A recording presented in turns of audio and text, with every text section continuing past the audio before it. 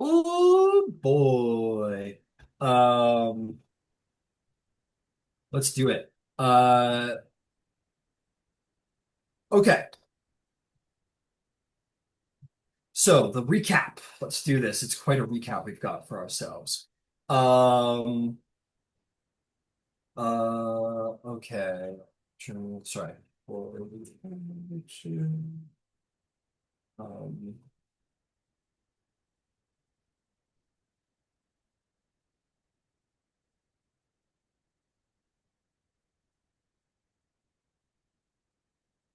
okay, beautiful. So last session was quite the session, folks. We have uh a proper Helen of Troy plot line that just came out of nowhere. Didn't mean for that to happen, but I'm very happy about it. Um, Tremendously happy about it, in fact. So, I'm sorry. no, don't be sorry. I think it's fucking awesome. It's what this game needed. Ludwig got engaged to Haydith, and ever since he decided to get married, everything has gone downhill from there. Let's see. It's not just joking, everybody. It's all good.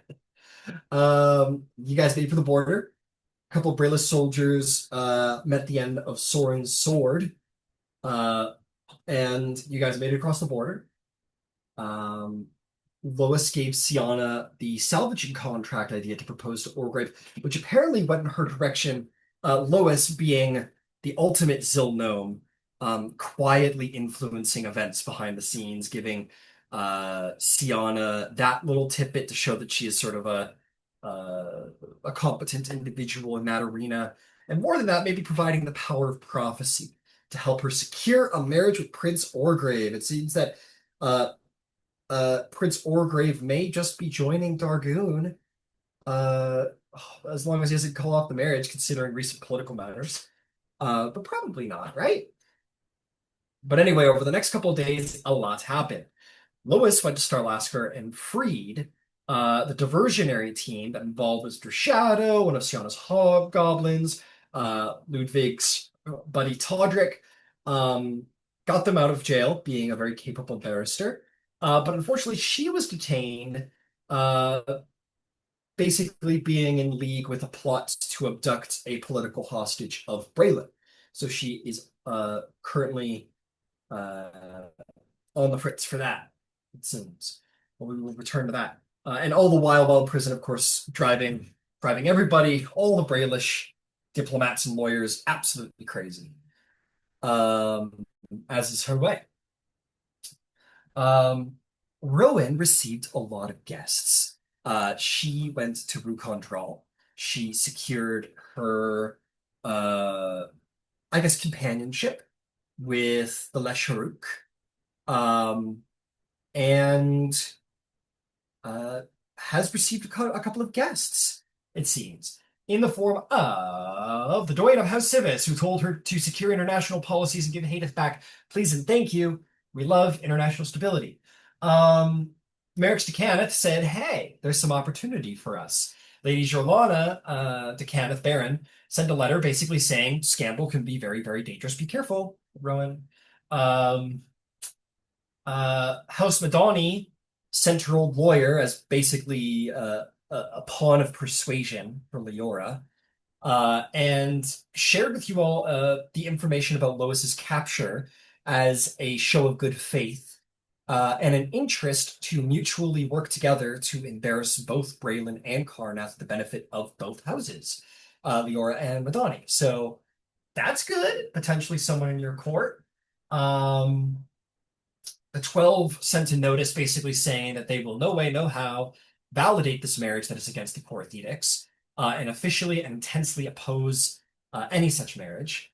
And lastly, the Baron Deneth sent a note basically saying this was a huge slander to his and his house's honor, that he was pulling all uh, support, defenders, bodyguards, what have you. Um, and yeah, so that was Rowan's week.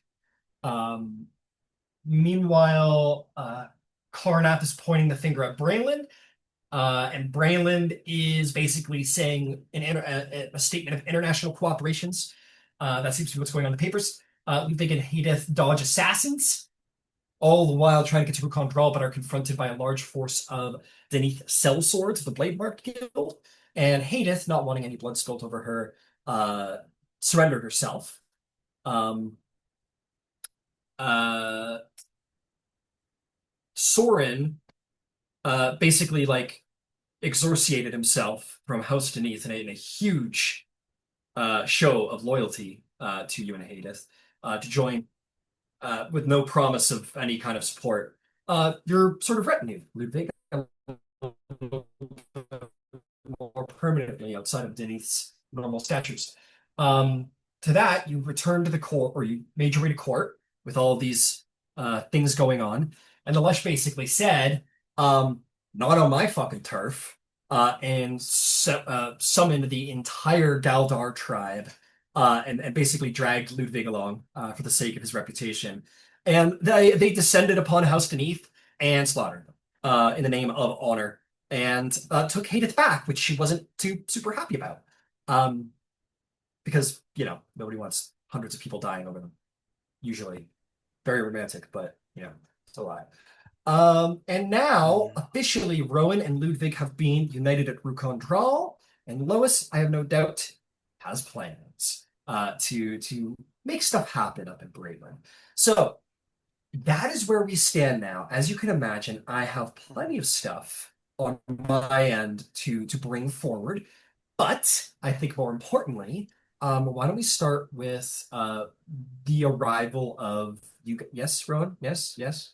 The epistolary that we didn't do last week because I knew I was gonna I've just put Sure. 5 things that's got to get done. I'm sorry. I know that Absolutely. everyone's, but Don't that be sorry. like No, all of don't. those things that I sent would have been sent like immediately when they required address. Not like this would have all been done before Ludwig got there the first time around. Yeah, absolutely. There was a lot of shit going on. By all means, let's do the epistolary phase.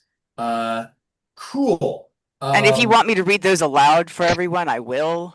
yeah, Please, fuck Uh, it. yes, Let's let's see do it. what's Do it. going on, man. Absolutely. all right, I'm actually going to read them off.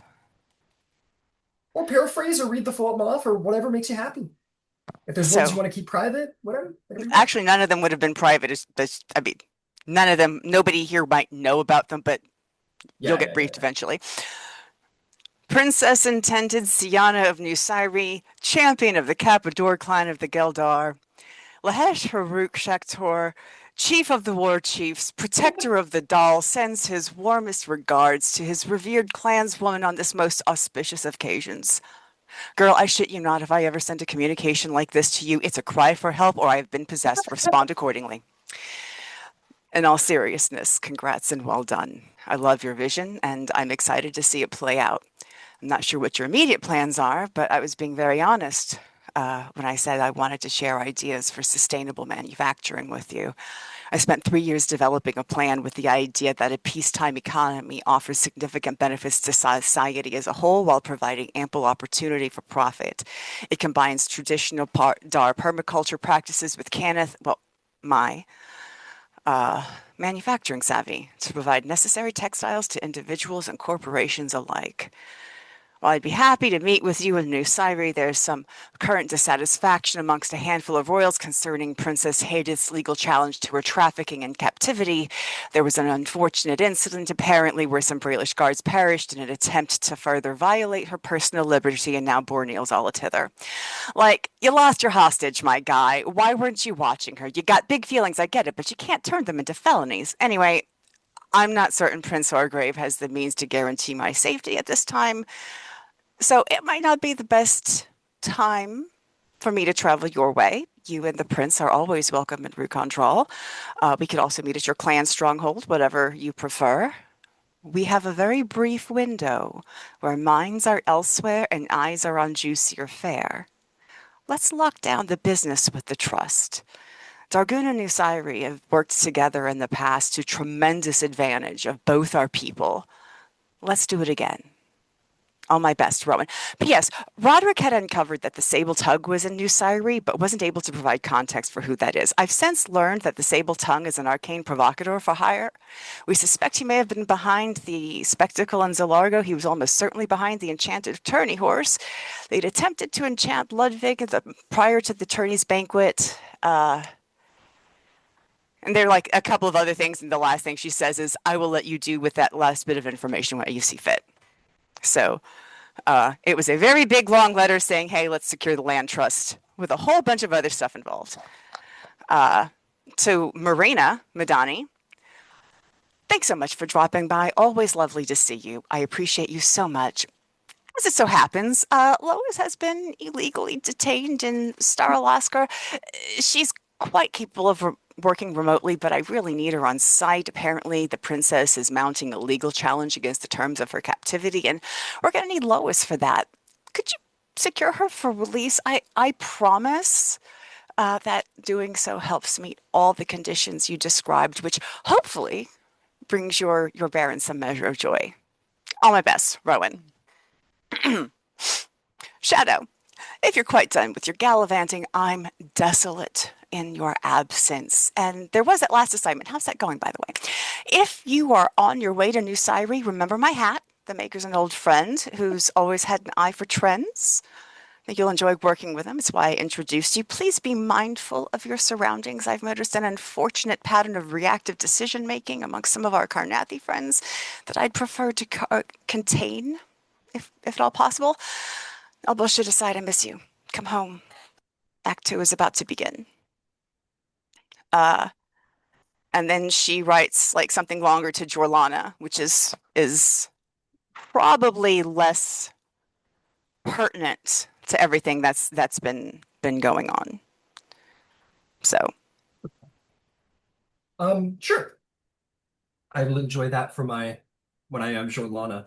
Um, uh, I like to say when I have a moment, well, you guys are all talking, but that I'm often needed. But yeah, amazing. I can give you some responses to some of these in slightly paraphrased context. I do like sending proper letters, but I can't do them on the fly, unfortunately. Um, I okay. Sienna, she's easy. This is easy. She essentially says like LOL, LMAO, like to all your shit. Um, she says like uh something incredibly flirtatious, like it's too bad that we've both got men. Maybe in the next life I'll take you out or something like that. Because you're a catch, something along those lines. Deeply flirtatious. Um, um, let's see. She says, I'm gonna try and hang on to this. Uh, but it sounds like drama is guaranteed in Dargoon, and Orgrave has had quite a fill of drama in the meantime. I gotta apply my charm, basically. Um, it says sorry about the lost hostage. Like, but what the hell are you gonna get if you're trying to write a proper love story? Um, let's see here. He says, yeah, I think it may be best that we stay on our sides of the map. It's going to be a minute before New Siri migrates south. Uh, they're gonna have some packing up to do. I'm sure everybody's interested to see how things work out with you and the Lhesh. Um, but she also says like, but basically consider me your pal, and I'm rooting for you. Um, she says the sable tongue guy sounds like an asshole. Um, let's see. She'll see. I'll see if I can't send him his head on a platter to you or something. Something along those lines. That's Rowan's love language. Is my enemy's heads on platters. all these sexy hobgoblins flirting with me. He's hobgoblins flirting with me.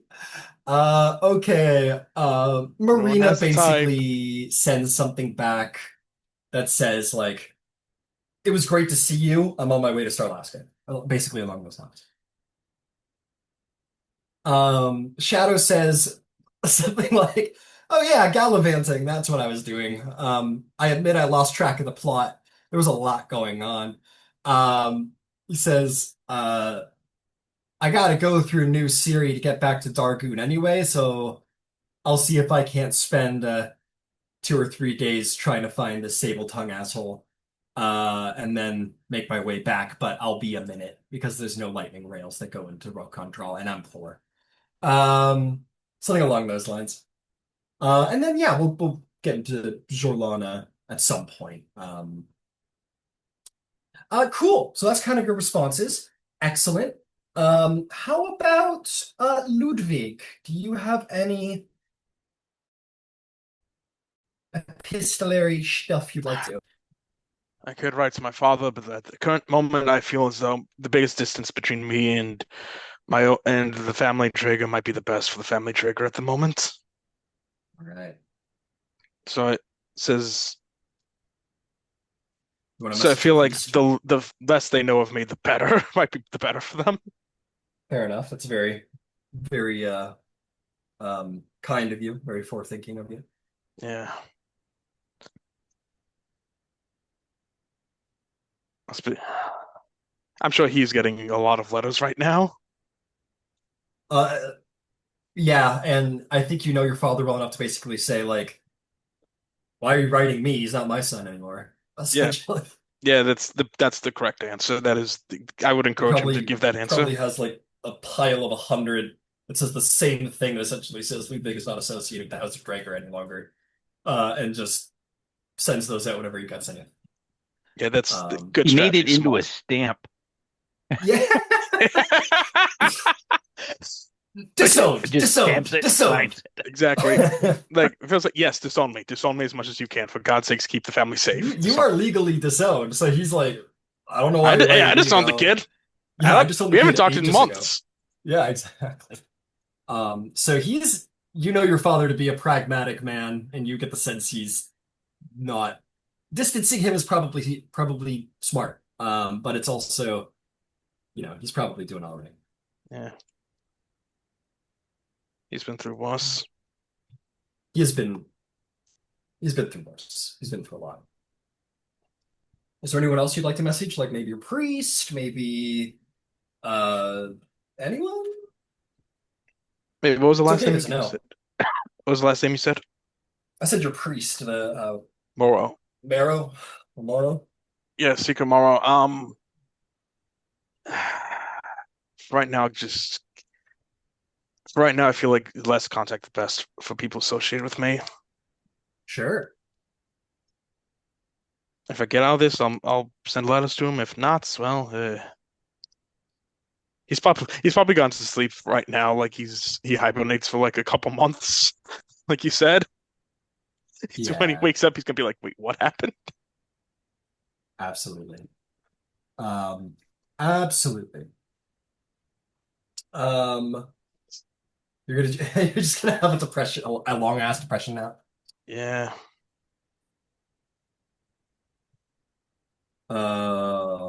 Okay. Lois. Lois have any letters she wants to send? Not. You'll probably get access to that at some point here. So we will see. Uh, I did send like one little return message to Shadow, but it's quick and it's procedural. He has faster travel available to him. I just reminded him of that. got it. I'll take a little look. Okay.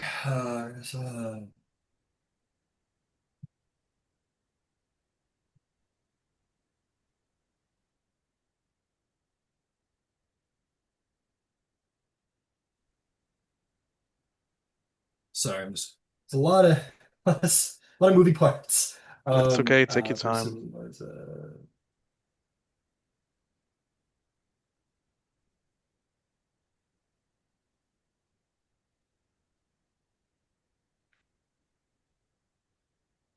Okay, excellent. I'm gonna take a quick peek at this little letter here you sent me, Rowan. Um,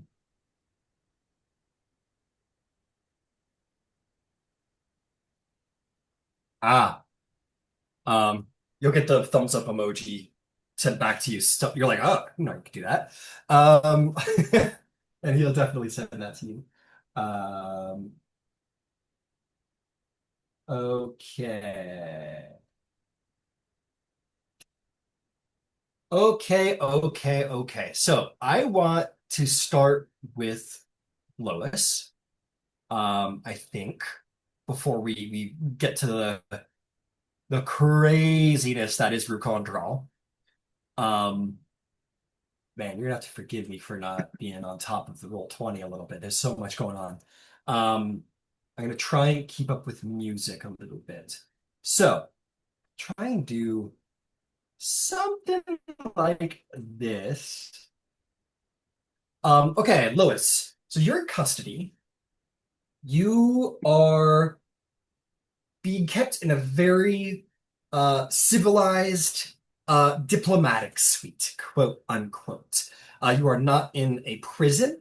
Um, you get the side, in proper Brailish fashion, there's a lot of intrigue that happens, so they're very prepared for politically special individuals. So you are in a very nice suite. Um, it has a nice desk. The chair is very uncomfortable. There are windows, but they do not open. I'm sure you checked.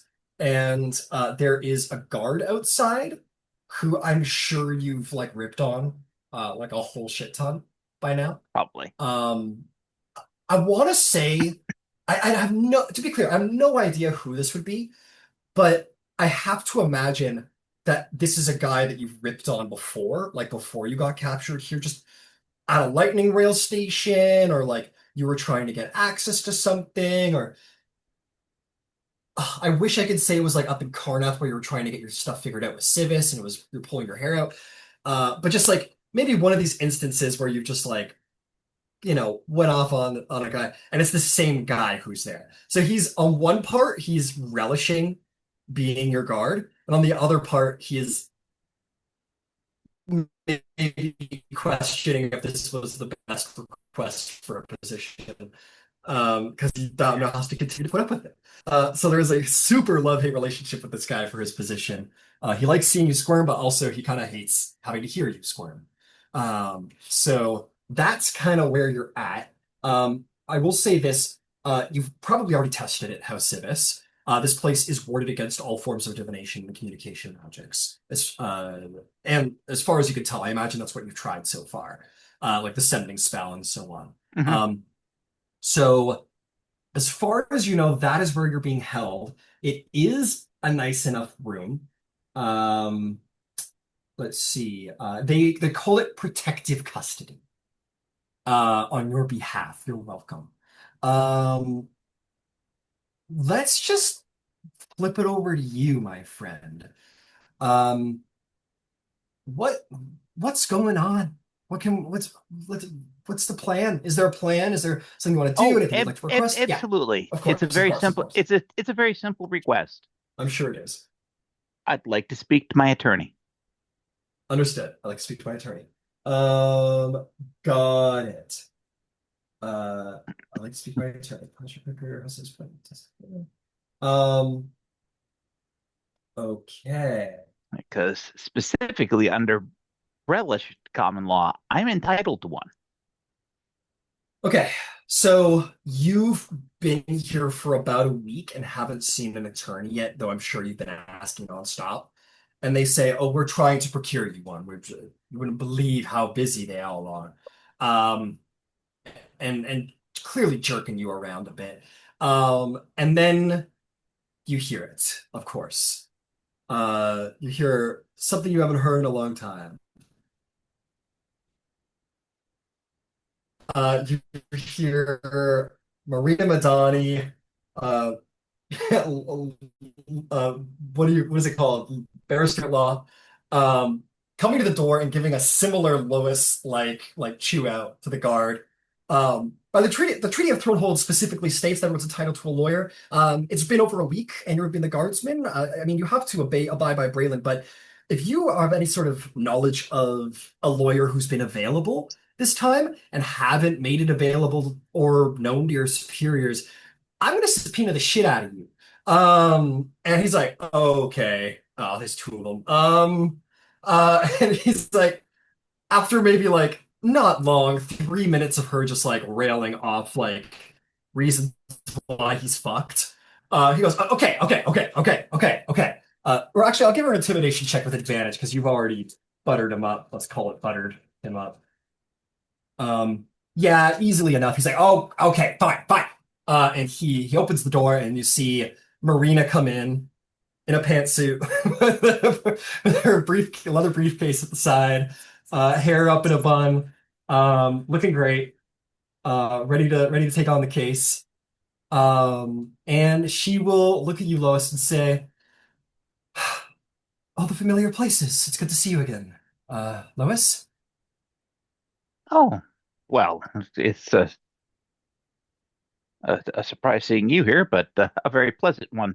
Uh, are are Yeah. you available for hire? That's in fact why I'm here. I met with your In that Baron and case, was here told you you need some go. legal choices. Okay, Uh, great. Yeah, right to a business. 100 gold retainer. Oh, sure. Yeah, Excellent. definitely that. Why not? I'll take it. When you Um, have time and opportunity, uh, here's one letter and a much longer document. Uh, if you can send these to senior editor uh, Derman Dervandi in care of the Chronicle, that would be lovely. Excellent. Um, Great. Understood. Uh, I heard you got license. Yes, yes, You I made the did. bar. Congratulations. Thank you. Good. I get the feeling this is going to be an easy one for me. Okay, sweet. I'll just pass these along. Is there anything else I can do for you? Do you want to talk about your I case? I suspect that I will be here until it is inconvenient for me to be here. The That makes the sense. crown has been embarrassed mostly by their own shenanigans, and I have every intention of turning that register higher. I will increase the heat until they no longer want me as a guest. All right. Just you know what you're doing. Braylon's world's not like on Dare. Read the longer of those two articles. I'll take a peek. All right. I I'll don't see you know soon. if you all actually had a chance to read it, Uh, but yeah. Chef's the kiss. I got the the details, the yeah. the title pretty much sums it up. The hostage's shadow, injustice, corruption, and the failed peace. Got it. Um, Understood. Understood.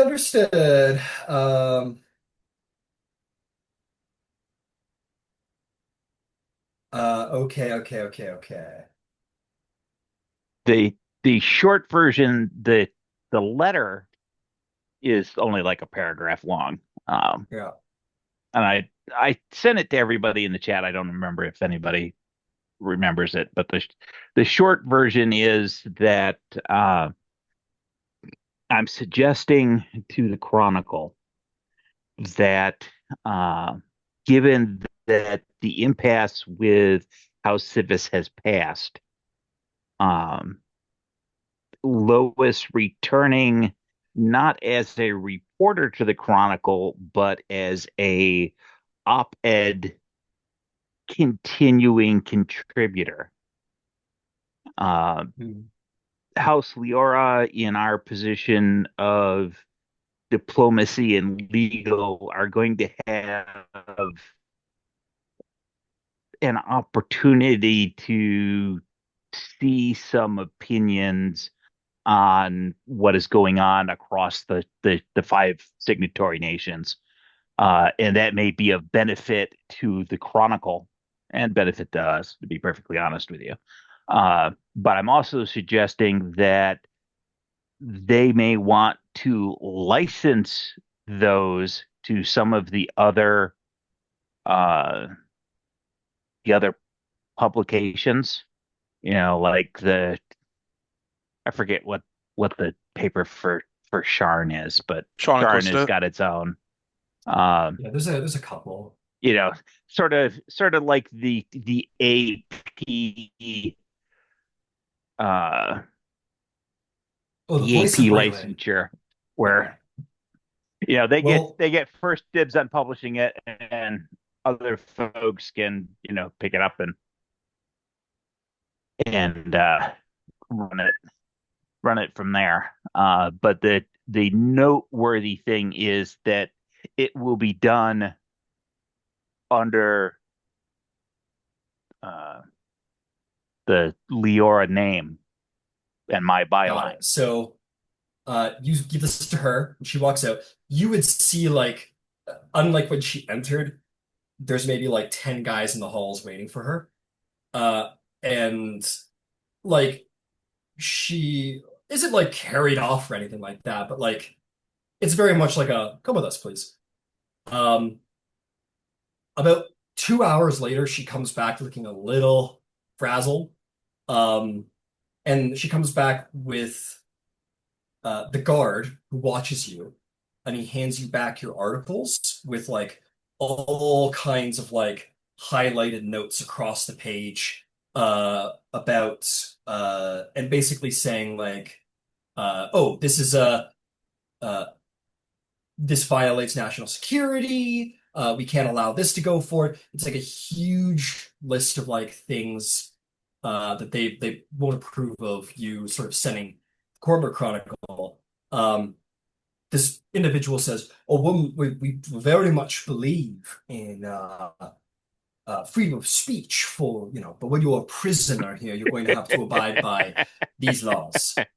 Uh, or these guidelines, and basically hands you a sheet of paper that essentially says like you can write dry like legal analysis or uh whatever, but basically says like you can't basically we're going to redact anything that has anything to do with Braylon intelligence, anything that has to that implies that Breland kidnapped Haydith, anything that hints that this was some kind of politically founded like extraction of Haydith, anything that lifts House Leora's profile at the expense of Braylish standing, like really stuff, like it's like fucked up stuff.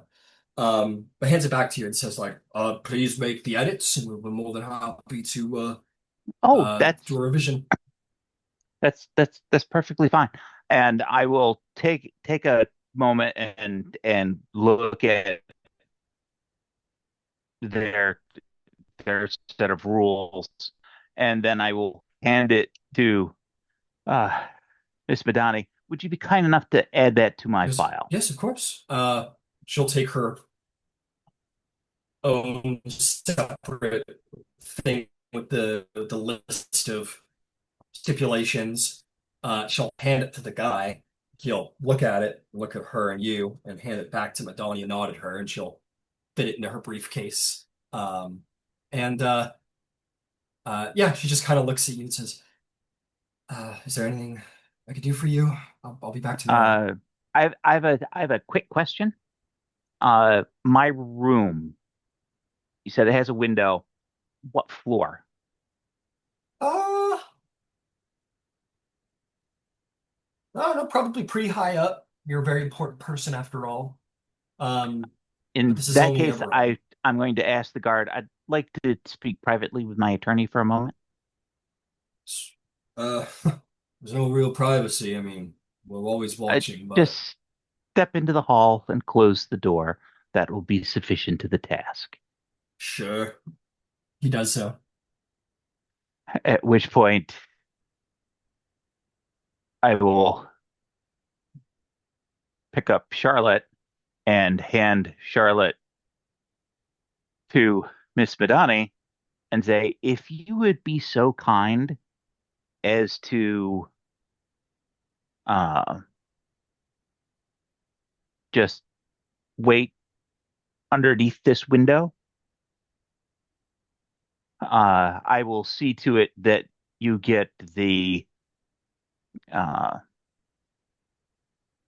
the the unedited document and the the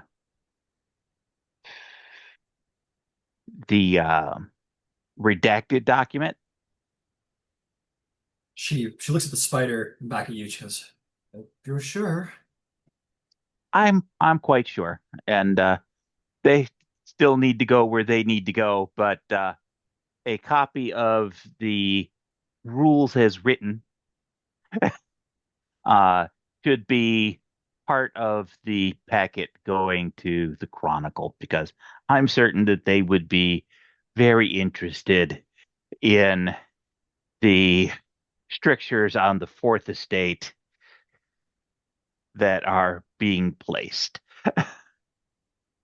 Yeah, of course. I'm gonna get everything together for you. This is a situation you've gotten yourself in, but I've got some people I can advise, and there's options here for sure. Um, okay. Um, let's give it a shot. They pat me down, but we'll see how it goes. And yeah, if that's all, she will rise and she will go. Um, I want you to roll a stealth check for Charlotte. Um, I'm gonna be. This feels kind. I'm only gonna give you disadvantage because there's absolutely going to be like magical sensor, like magical checks to see if she's carrying anything in or out of a magical nature. And your familiar is absolutely magical. Uh, it'd be a dirty 20 at disadvantage. Dirty 20. That's very, very good. I'm gonna do a little check here to see if they can find Charlotte. Um, uh, I am sorry to say that there is a little twinge in your head, as you do feel Charlotte is essentially like knocked out of this plane of existence. They did, it seems, find her on Madonna's person. Okay. Yeah, I'm sorry to say they're taking security pretty seriously. Um, okay. Um, in the meantime, is there anything that you would like to do, or would you like me to come back to you? Uh, Go ahead and come back to me. Okay, understood. Okay, Ludwig and Rowen, or just Rowen for the moment. Uh, let's see here. I'm gonna just send a quick list of the things that were on the sheet. And Rowan also Uh, wants to have a private conversation with Haydith. So absolutely. if Ludwig Um, is away from the table, that might be a good time to do that. yeah, absolutely. So there's the initial like walk-in of like, fuck them, ah, chest beating, Rhuukan Draal, all that good shit. Um, you see, yeah, Haydith is looking a little uh she's not looking as elegant as she did when you saw her in New Siri. She looks like the Princess of the Pea, you know. She's been on horseback for days, which is not her MO.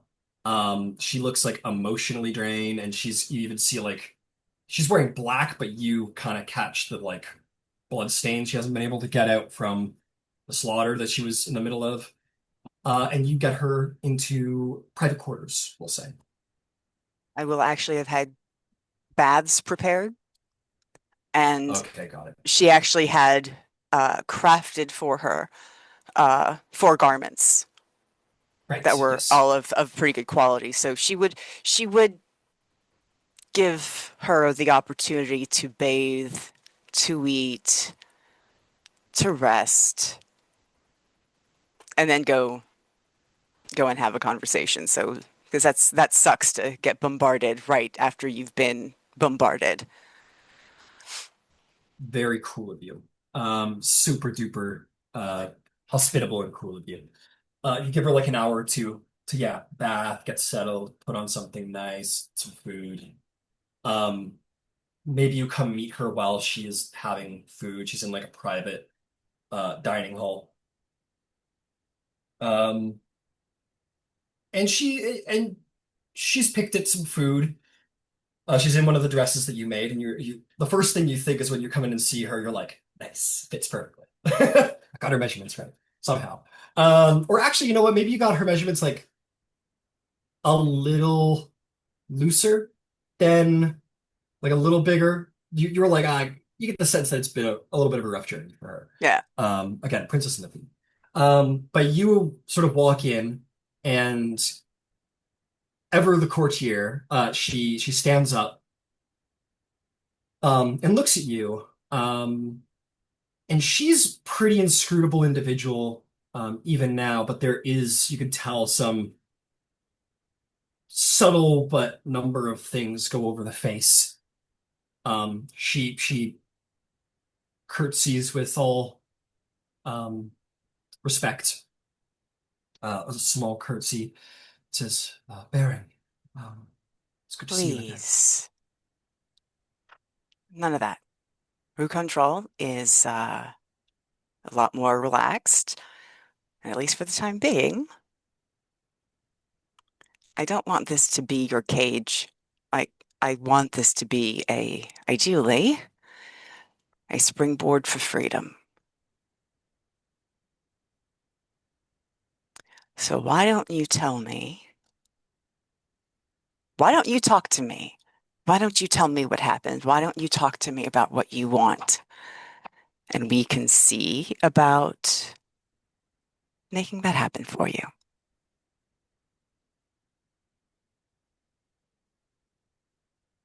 She just kind of quietly takes that and nods and sits back down. For the ever sort of stoic Haydith, there is enough there that you're like, you can tell she is emotional beneath the surface. And she sits back down as it seems you invite her to. Um, and she says, the first thing I want to say is that I didn't mean for everything to go this far and gone as things have. I made it clear in New Syria I wanted to shake up the board, change things, and make things different for, I guess, myself, the people around me. But I, I had originally chosen Prince Oddgrave because if I ended up with him, it would certainly cause some chaos, but it wouldn't disrupt anything legally. I wouldn't have to leave Breland. I wouldn't technically by violation of the hostage pact between him and my brother. I uh, didn't expect Ludwig.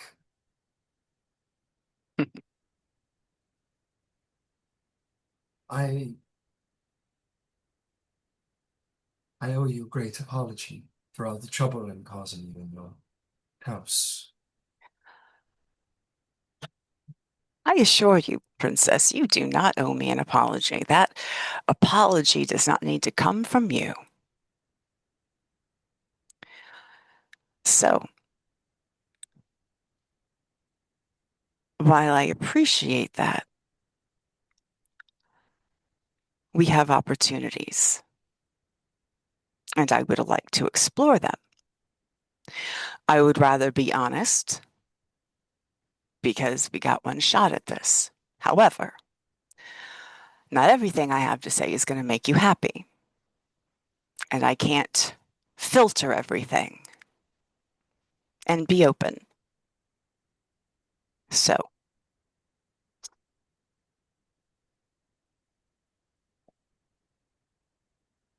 I don't know that there's anyone that you're going to meet that understands wanting freedom more than I do.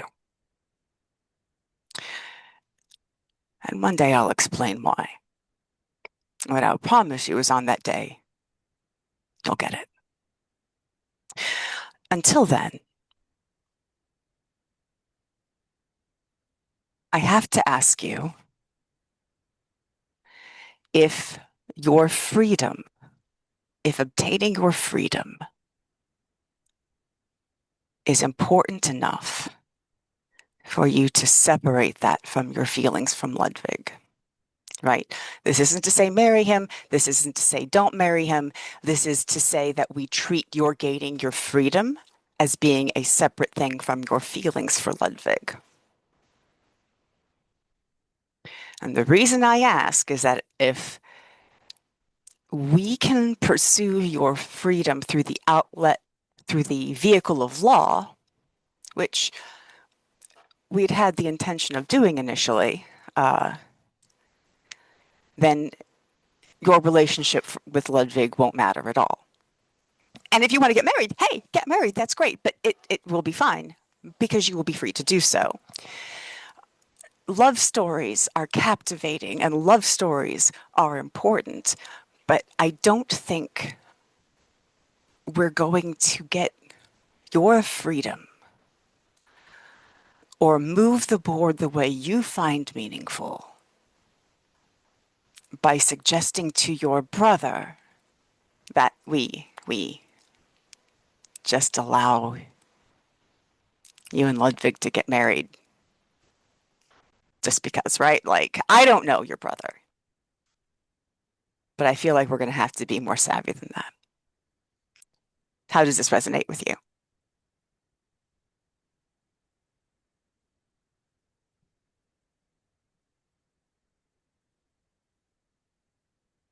I'm not used to people being honest with me and understanding where I come from. It's unsettling. Don't don't stop. In this house, you are not property.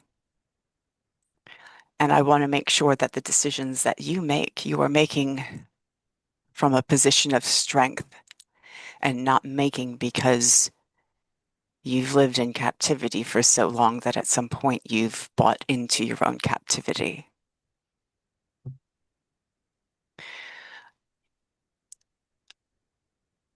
The legal approach is based on two things. The fact that both trafficking and captivity without conviction are in direct defiance of Braylish law, and that you're being held for someone else's sins, essentially.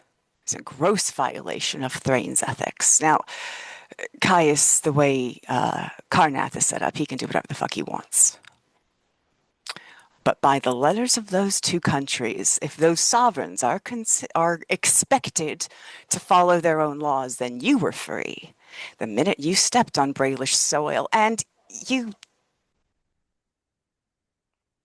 left his country on your own, right? So what Lois and I have been suggesting is that House Leora takes your case as you sue for your freedom. And the argument that we're essentially making is that the only way that the hostage situation would work is if you had given consent, and that you give continual consent because otherwise it's a violation of Braylish law. Now, Lois has the mojo, and you have to hire us. There will also be the understanding that you have accepted sanctuary from the Lhesh. He will keep you safe. No one's going to move you until the legal mess is sorted out.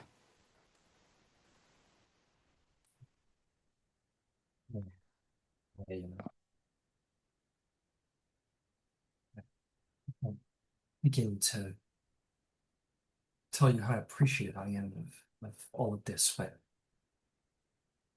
there's something that needs to be made clear, is that my situation in Breland, as grating as it was on my freedom, it was legal. That was my first stop trying to get out, was hire a lawyer, trying to find a way out of it. It was a legal contract made between the two monarchs. Did you sign it? I didn't sign it, but I was under the age of consent, so my brother made the Which means signature on when my. you became the age of consent, he could only sign for you so long as you were no longer so long as you were not of the age of consent. Once you turned 18, you actually had to agree to that. I'm We sorry, might but it's lose not. this. We might lose this. But it buys us some time. A lot has happened. And I can't promise that I'm going to be able to keep you out of this, but if you want me to try, I would like to try. I want to get out of it too. I really do. And I'm not trying to stand in your way, but if anything is going to work, you need to understand that what they did, the hostage exchange, it was legal. Okay. I've had lawyers look at it. It was a deal struck by three separate monarchs. It was a legal transaction, and unless I am actually released by King Boreal himself, Well, then it's binding. well, it's entirely up to you. House Leora is willing to take up your suit if you are going to give up now. Then realistically, House Leora has no grounds to prevent you from going back to Breland, and no time to try to find some. I don't mean to seem unappreciative. I'm happy to accept all help that you want to provide. I just want to be honest about what I've found. You want to talk realistically and be honest. I thought I'd share what little I know of the situation, is that it's legal, and that's all I really know of it. I need Boreal's permission to go back to Condes. And I totally respect that. I am not the lawyer. Neither am I. I'm Lois, happy to accept all help. That's all I know. so things, as you can imagine, are really, really delicate. Yes. I'm I'm I also I'm want you to happy. understand, because when you came in apologizing, absolutely none of that was your fault. None of it. Zero. Absolutely zero of it.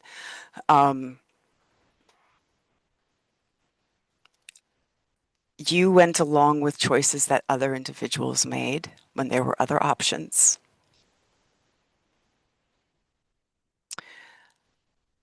And concerning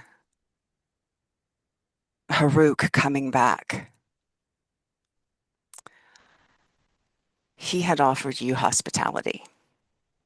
Those mercenaries violated his borders, and after having been told that you were his guest, threatened violence.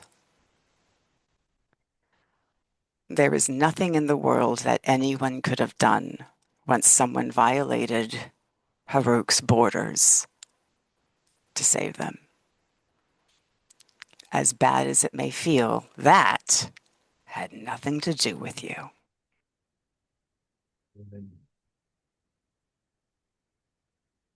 I mean, yes, I understand in the brain and the logic and everything, but it was over me. There's 100 dead people out there because because of Me. No, there's Because I 100, decided to run away. and you may have been under the influence of enchantment. That's another thing. Your feelings for Ludwig, very, very real.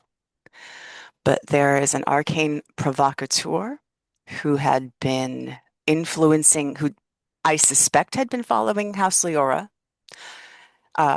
had been interfering with Ludwig, had failed to actually enchant Ludwig. Nobody was expecting what I am saying. You say I didn't choose him? Oh, no. You absolutely chose him. But your decision to behave as not diplomatically, right? Because that was a very big thing you did, to turn down the prince in front of a group of people and to declare for Ludwig. As much as you do love him, and I know because I watched the relationship development, that the way you handled it seems a little out of character, and maybe it wasn't. Maybe I don't know you well enough. I think the decision to do it that way seems out of character. And since I know that there is somebody who is playing with people's minds, I cannot discount the fact that someone may have affected you in that way. I can't say that it did happen either.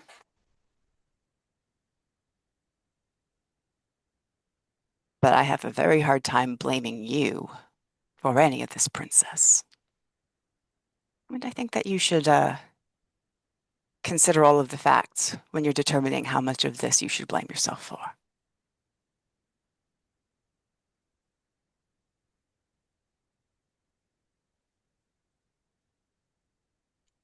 Um,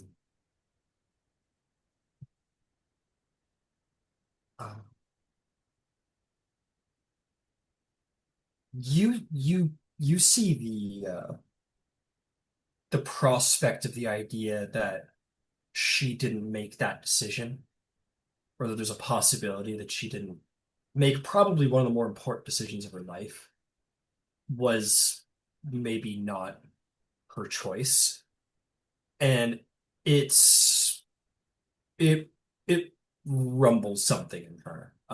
She's usually pretty tough, but that stings her pretty intensely, you can tell. Um, Your she feelings says, for Ludwig are real. I did not tell you that to make you doubt that. And I am not questioning your feelings.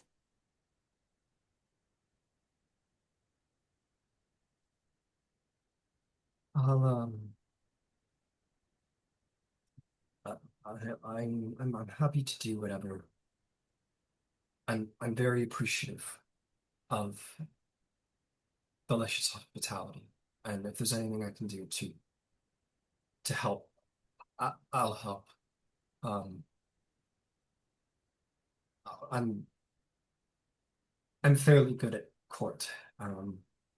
I know. Trying to be quiet or talk to the right people.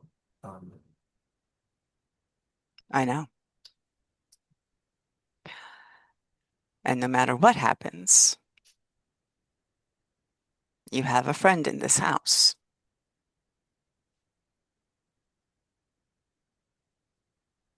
In fact, you have a few friends. So, you have a lot to process. You probably want to have a big old cry. And you've earned it. I have a bunch of other fires that I need to put out. I will keep you posted.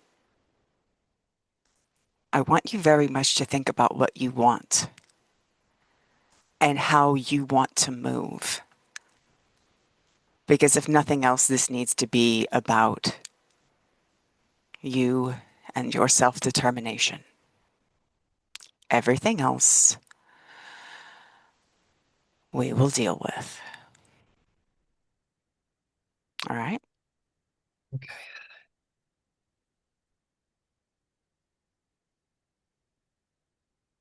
And Rowen will, if there's nothing else, Rowen will politely take her leave and uh, post a couple of hobgoblin guards who preferably speak both languages. If I can find a female or a couple of females, I'll ask them instead of two dudes. Yeah, I'm certain. Um, I think Hobgoblin's period would be like, why? But the Lesh is unique to the broader tact of the world, and I think he's probably already organized something. Handmaidens, bodyguards, whatever. Organized that she has a room, Ludwig has a room of his own. Yada yada yada yada yada. Okay, fantastic. Fantastic, interesting. Um, I will say, Rowan, I feel like at this point you have your own like hobgoblin secretary or goblin, whatever. I'll tell you what, I'll let you choose. One day Haruk just like lined up a bunch of people, goblins, bugbears, hobgoblins, boys, girls, didn't matter. He was like, pick your secretary. And tell me about your secretary. Because I think after day one, when you had like the doyen meet with you and you had like three separate messages come in, he was like, all right, let's get her a secretary. So tell me about your secretary. Are they a goblin? Are they a hobgoblin? What's their deal? So I would love for my secretary to be like an older, distinguished goblin. Uh, maybe someone from the mountains who was working with one of their delegations who's actually really business savvy. Okay. Uh, and really, really good at social chess. Okay. Okay. Um, there, I love it. I really love it. Okay. Okay. This guy was for a long time. Hmm. Okay. I'm gonna say that for a long time, this guy was. Oh man, what role did he have? Because he has diplomats. He's not like Luke. Like it's Dargoon, but there's some broad talent. Um, I'm gonna say that this guy was like the second son of like of a. I guess a chief would be an appropriate word for it. A chieftain line of like a prevalent goblin or like a goblin family, but he was like the second son. And he basically served as that goblin's like that goblin tribe's like, yeah, he's a mediator. And he was brought to Rhuukan Draal as like quite a few years ago as a mediator. Um, we'll say that like his job ended up becoming this will be interesting. His job ended up becoming he was basically a mediator of the dealings that Dargoon did with House Denise because Denise got a ton of their mercenaries from Dargoon. So he was in charge of a pretty big business profile. Um, but now that things have gone tits up with Dargoon, or excuse me, with Denise, he's out of work. So he was brought here, and you look at this old sort of slicked back gray hair, like Anthony Hopkins when he played that one like butler in that one movie, a little like that. And yeah, he's got the fucking cravat and the black and the coat tail, and he's got like the arm notepad and everything like that. Um, incredible. And his name is gonna be splendid. His name is gonna be perfect. Um,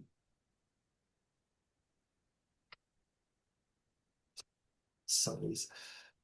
I'm gonna pick a more dignified name than Bonehead, I think. Um,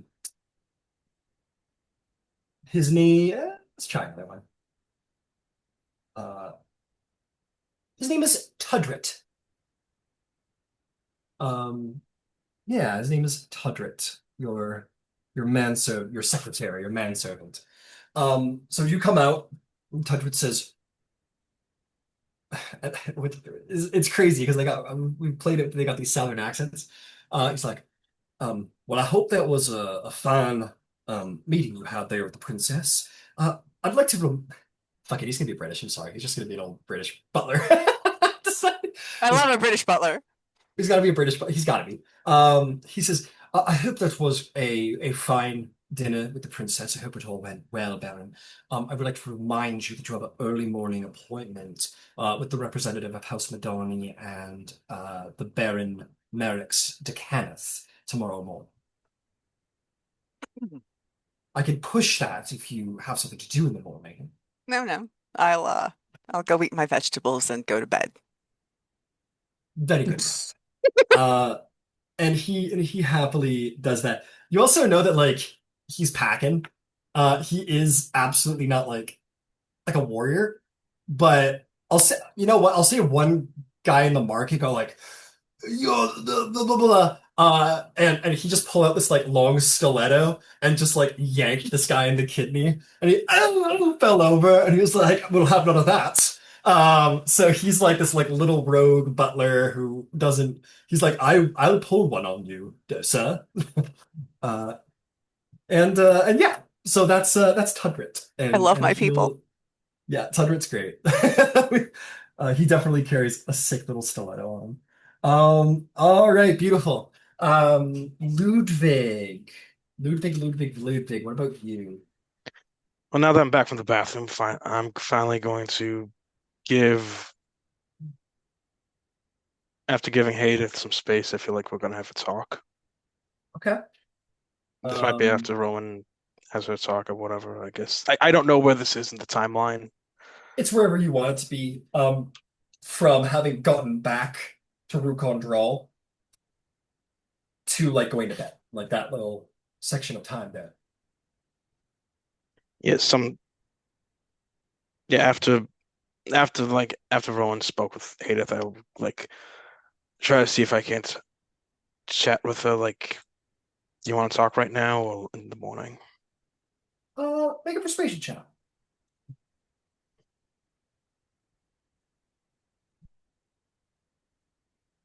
Hold on.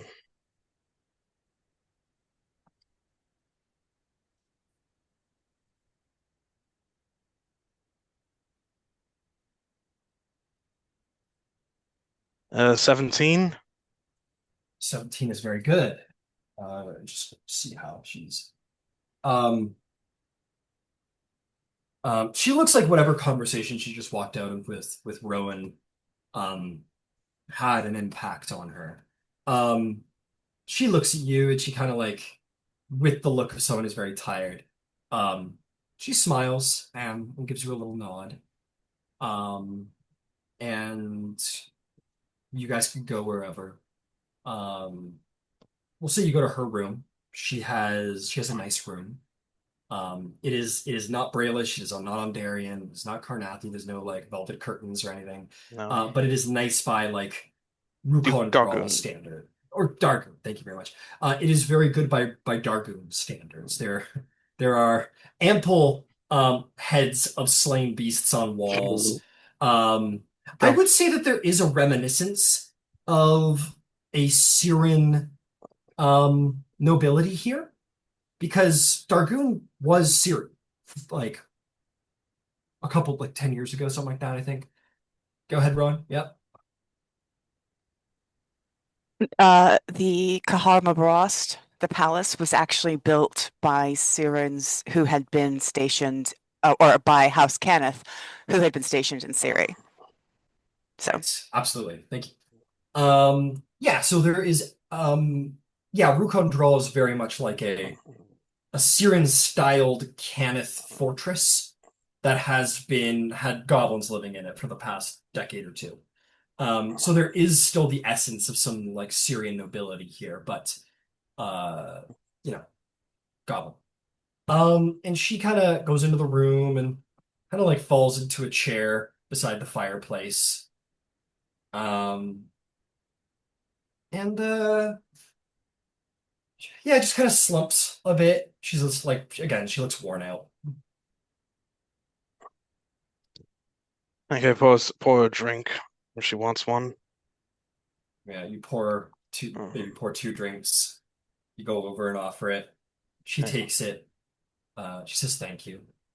Okay. She'll sip it. And I just kind of let a moment of silence. I sit on like another chair across from the fire and let a moment of silence just stay there for a few minutes before I say, "How are you feeling?"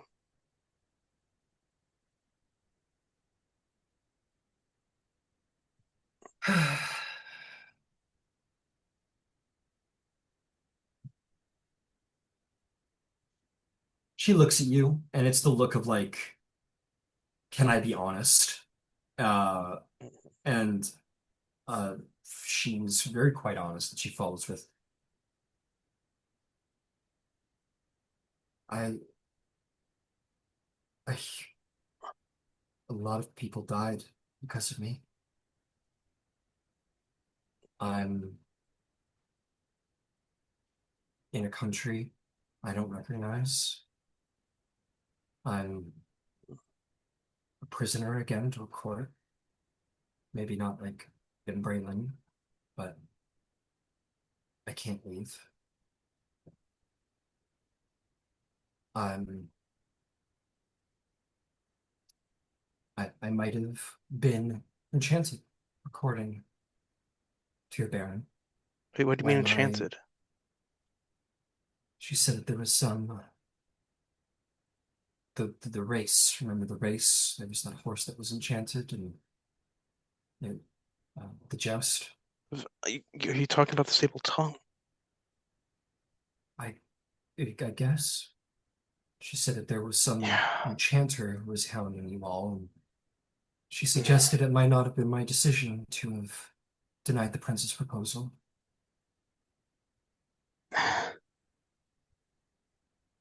So I'm I you finish. no, it's just I didn't expect everything to go as far as it did. And to know it might not have even been my decision. I don't know. She finishes what is in her cup, which is a significant amount of Okay.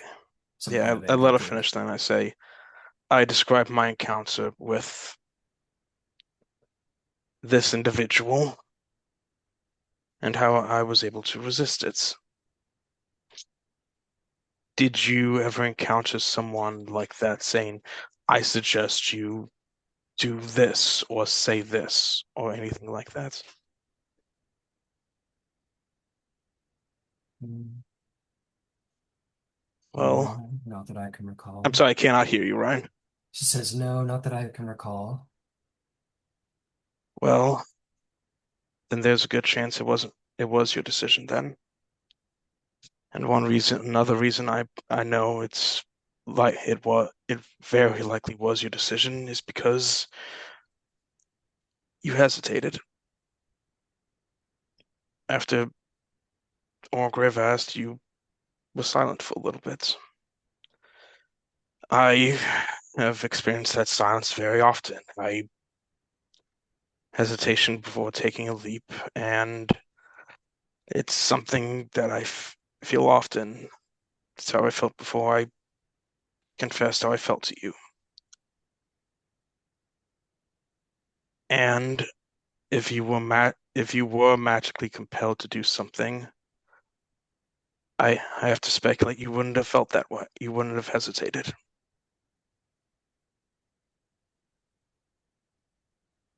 You've She nods. You see that she seems to like genuinely kind of consider the logic that you put forth. That's true. And you hesitated because you were afraid, and well, I was afraid. We're all afraid, but we're afraid together right now. And I, the looks for words for a minute. I was afraid because She gets up. She sees you struggling for words and struggling in that moment, and she puts the cup down and like walks over to you, and she kind of sits sideways like on your lap and just kind of like curls up like into your chest and just kind of becomes small like under her head tucks under your chin and yeah, just kind of physically joins herself to you for yeah, but comfort. yeah, it's like that for like a few more minutes. She Haydith, says, I'm yeah, I'm scared too. Do you She doesn't look up as she says this. She says, do you want to keep trying to be together, or are you? I it feels like Haydith, for you, I think for me it is worth it. And if you, I will back whatever you choose to do. I choose to stay here and try to see this to its end because I love you, and I love you, and I will see it to its end. If you choose that you don't want to keep doing this, then I will back you completely. You are not a prisoner. Like, and I kind of like get up and I stand up, and look in her eyes. You are not a prisoner here. If you want it out and they don't want to let you out, then I will fight every last one of them to get you out. I will back what you choose completely because you are not a prisoner here. You are Haydith, why not Princess of fucking Corneth, and you deserve to make your own goddamn fucking decisions.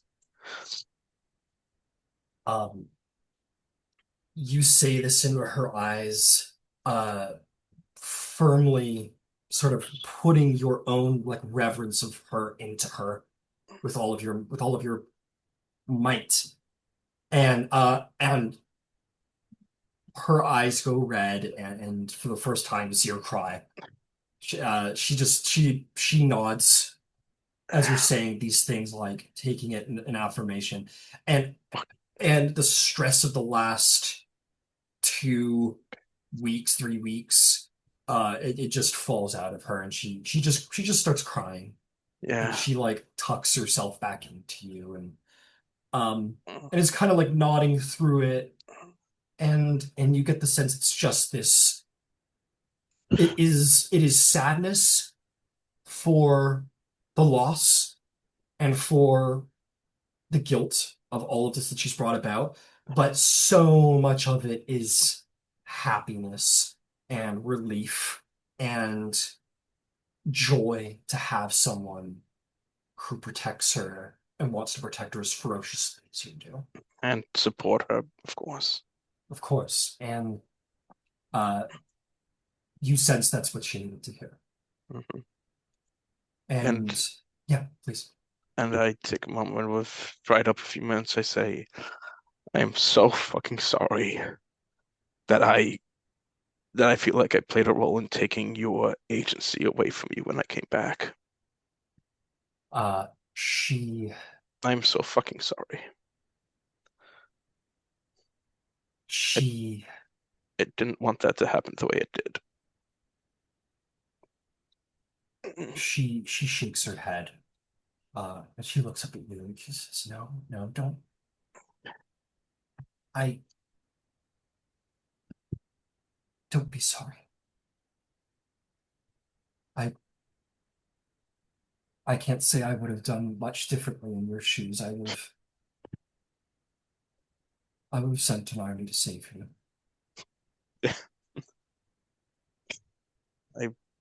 I don't like that people died over me, but don't. That that wasn't your call. And even if it was, I would have done the same. I kiss her. I lean in and I kiss her. You kiss her, and it's just this. It's just this shared catharsis, commiseration over over the turmoil of the last couple of days, but also the confidence built in, and certainly the resolve you have shown, and you guys just bond together even more tightly through all of this tonight. And I think we'll just kind of I think she cries herself exhausted. I know. And I think you two maybe snuggle up in bed. And she just passes out in your arms. And you guys have this beautiful evening of intimacy without without sexuality, to be clear. Yeah, this beautiful evening of compassion and intimacy and resolve. And as you rise the next morning, Ludvig. I will, when she does fall asleep, there is something I would like to do. Yeah. I would leave, gently get out of bed. No. I'm going to gently get out of bed while she is asleep, and I will go have a quick word with Rowen. Okay. If she is awake. Yeah. You stay with her till she falls asleep. And you leave her. And yeah. You say you kind of catch Rowen at the last minute, maybe a little past the last minute of what would be considered etiquette, but things are important enough lately that we could disband with touches of etiquette here and there. And you go and knock on Rowan's door before and let's be honest, you're nobles. You stay up really fucking late. This is the noble lifestyle. So yeah, you go knock on Rowan's door. Are we alone? Yeah, okay. You see the little goblin that's been following Rowan around lately, and he just goes, bows to you and continues down the hall to go home. Thank you. I understood you talked to Haydith. Thank you for giving her your insights. But I think you don't mention the sable tongue to her again. You continue to draw breath. You live. Because my betrothed came and got you on your word. You will not tell me in my house how to speak to whom. And if this is a problem, the door is there. Fucking leave. You will not disrespect me in my house. Feels like I'll leave.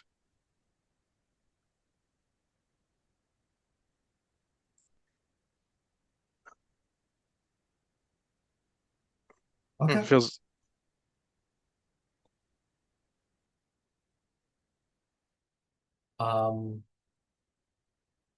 Okay. Long rest's had. Wake up the next morning. And we can flip back to you, Lois, I think, if you wish. Do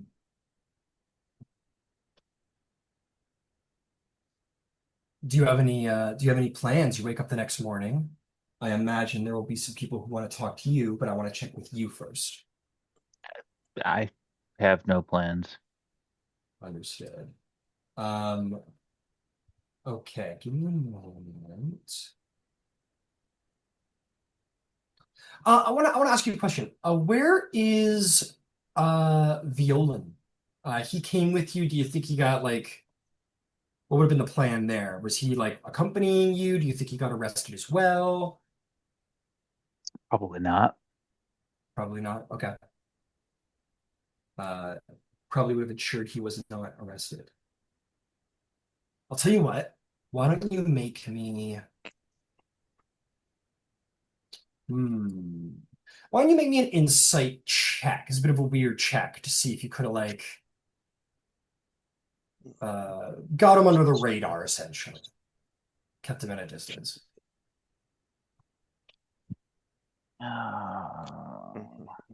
Roll an insight. All right. This will be generally to see if you help him, because he will roll for himself. Yeah, 10. 10? Okay, so he will not roll with advantage, but he will still roll for himself. Okay. When Marina comes in the next day to consult with you, if you were to ask, she would say that she ran into Viola to ask about it, and that Violan is still free and around, and nobody seems to be looking for him. So he's out and about and he's good. And seeing what he can do.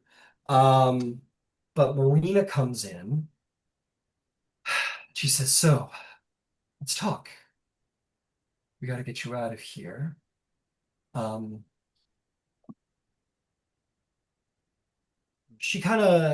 eyes kind of trail around the roof as if like insinuating something, but kind of comes down and says, let's see. So tell me, what's happened so far? What have they told you? What have you told them? Let's figure out some tactic together. Well, I have told them that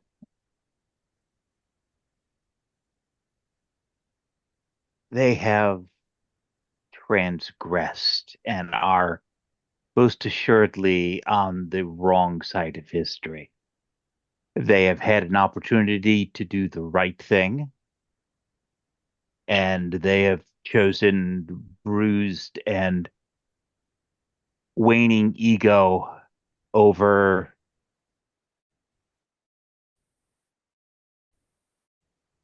a more enlightened approach. And that's as I could put exactly that. Okay. I came to Understood.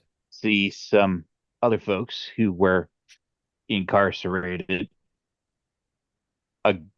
for no apparent reason, released, and they were. And immediately thereafter was detained, interrogated, and summarily I see. Well, I can placed here. tell you that your quick thinking got your friends out of jailer was relieved of his duty after you had taken care of him.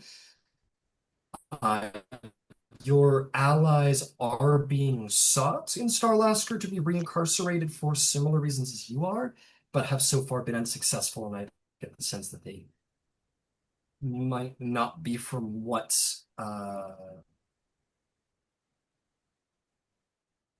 your friend which is the good news. I'll be honest, you're in a bit of a pickle. She'll kind of start taking papers out of her suitcase, and she'll say, "So, yes, everything regarding Haydith. Very interesting situation. I can make you more valuable freed, or at least less valuable incarcerated.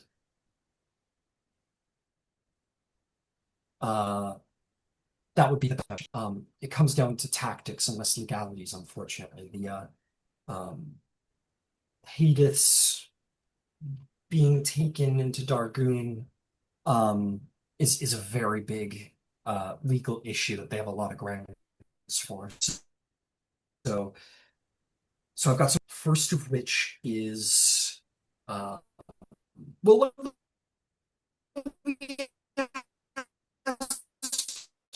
you, is there, aside from what? Oh, absolutely. I would like to see this entire fiasco of placing, at the time, minority children into a perpetual state of bondage.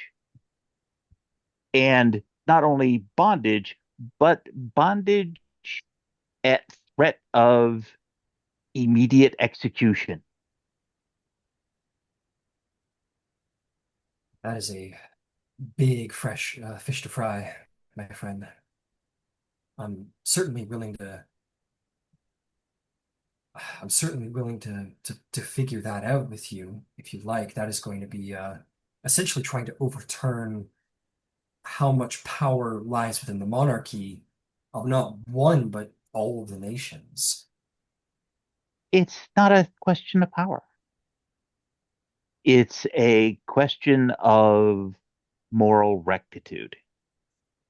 Breland espouses a very specific set of beliefs, as does Thrain and Karnath. The entire arrangement is entirely in keeping with Karnathi beliefs and moral rectitude. It is entirely in opposition, as best as I understand it, to the perspective, or at least the stated perspective, of the Church of the Silver Flame. It is equally anathema to the legal and espoused moral statutes of Breland and the Parliament, in direct opposition. At the time when there was a barbaric need for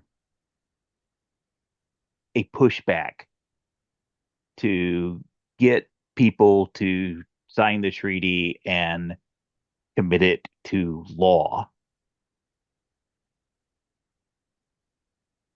perhaps. Perhaps there was a moral justification. But that time has come and gone.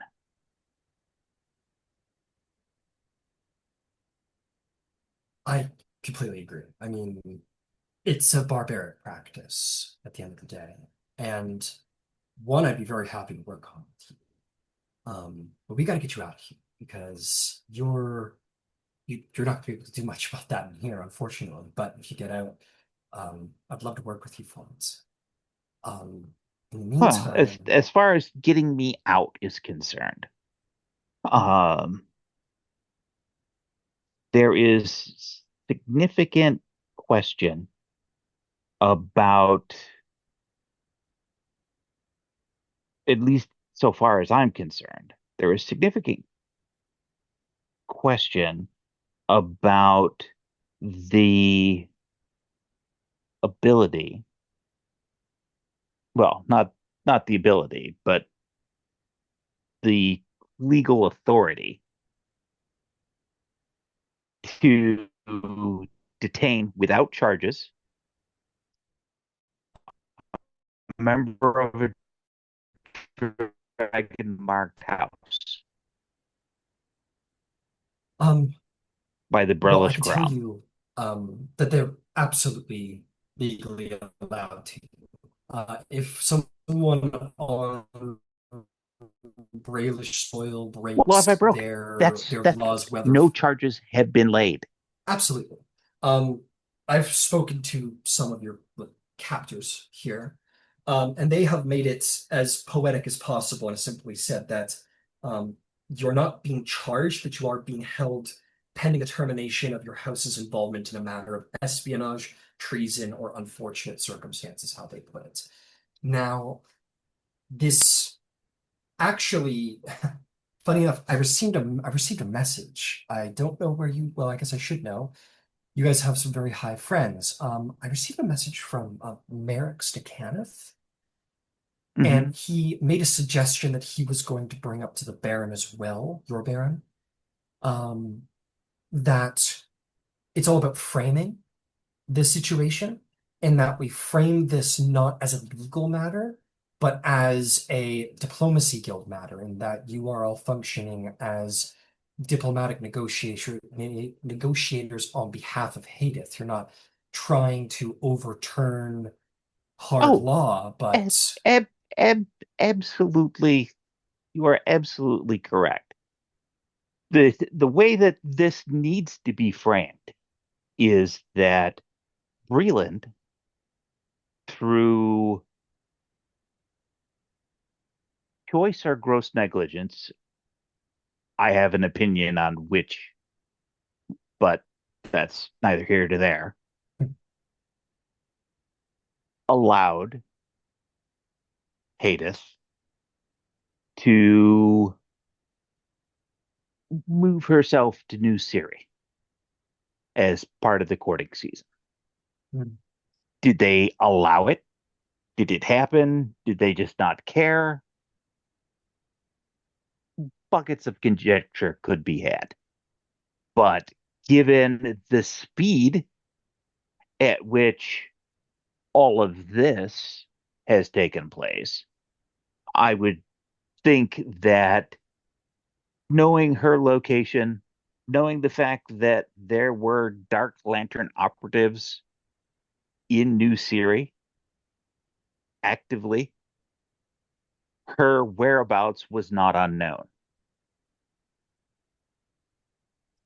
If she got herself from Rote to New Siri under her own auspices, it is only makes further sense when she has espoused the desire to change up the board using her own public phrased stance. Why would she not?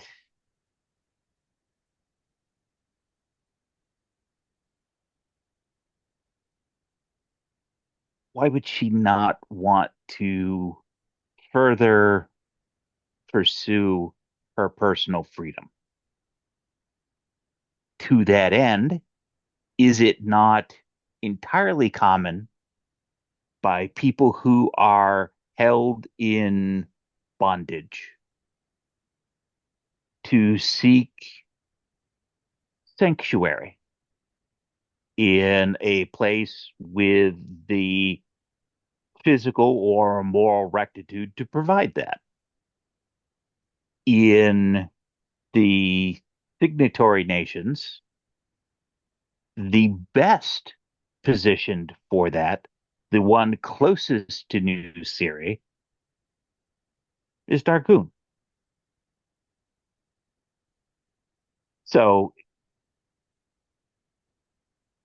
perhaps what actually took place was a simple request for an introduction utilizing us as the liaisons to introduce Princess Haydith to the Lhesh, and everything that has transpired was done as the smokescreen to that effort, because she had every intention of seeking sanctuary from bondage and threat of immediate execution for no act of her own.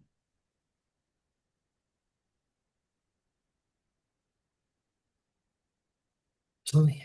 So I will tell you what. I will send a message off to the Baron, to Baron Rowen, that this is the tactics that we're going to take here. Um, I admit I don't personally know all of the circumstances surrounding um, Ludwig's entrance into Breland. That's not necessarily why I'm here, but I will organize tactics.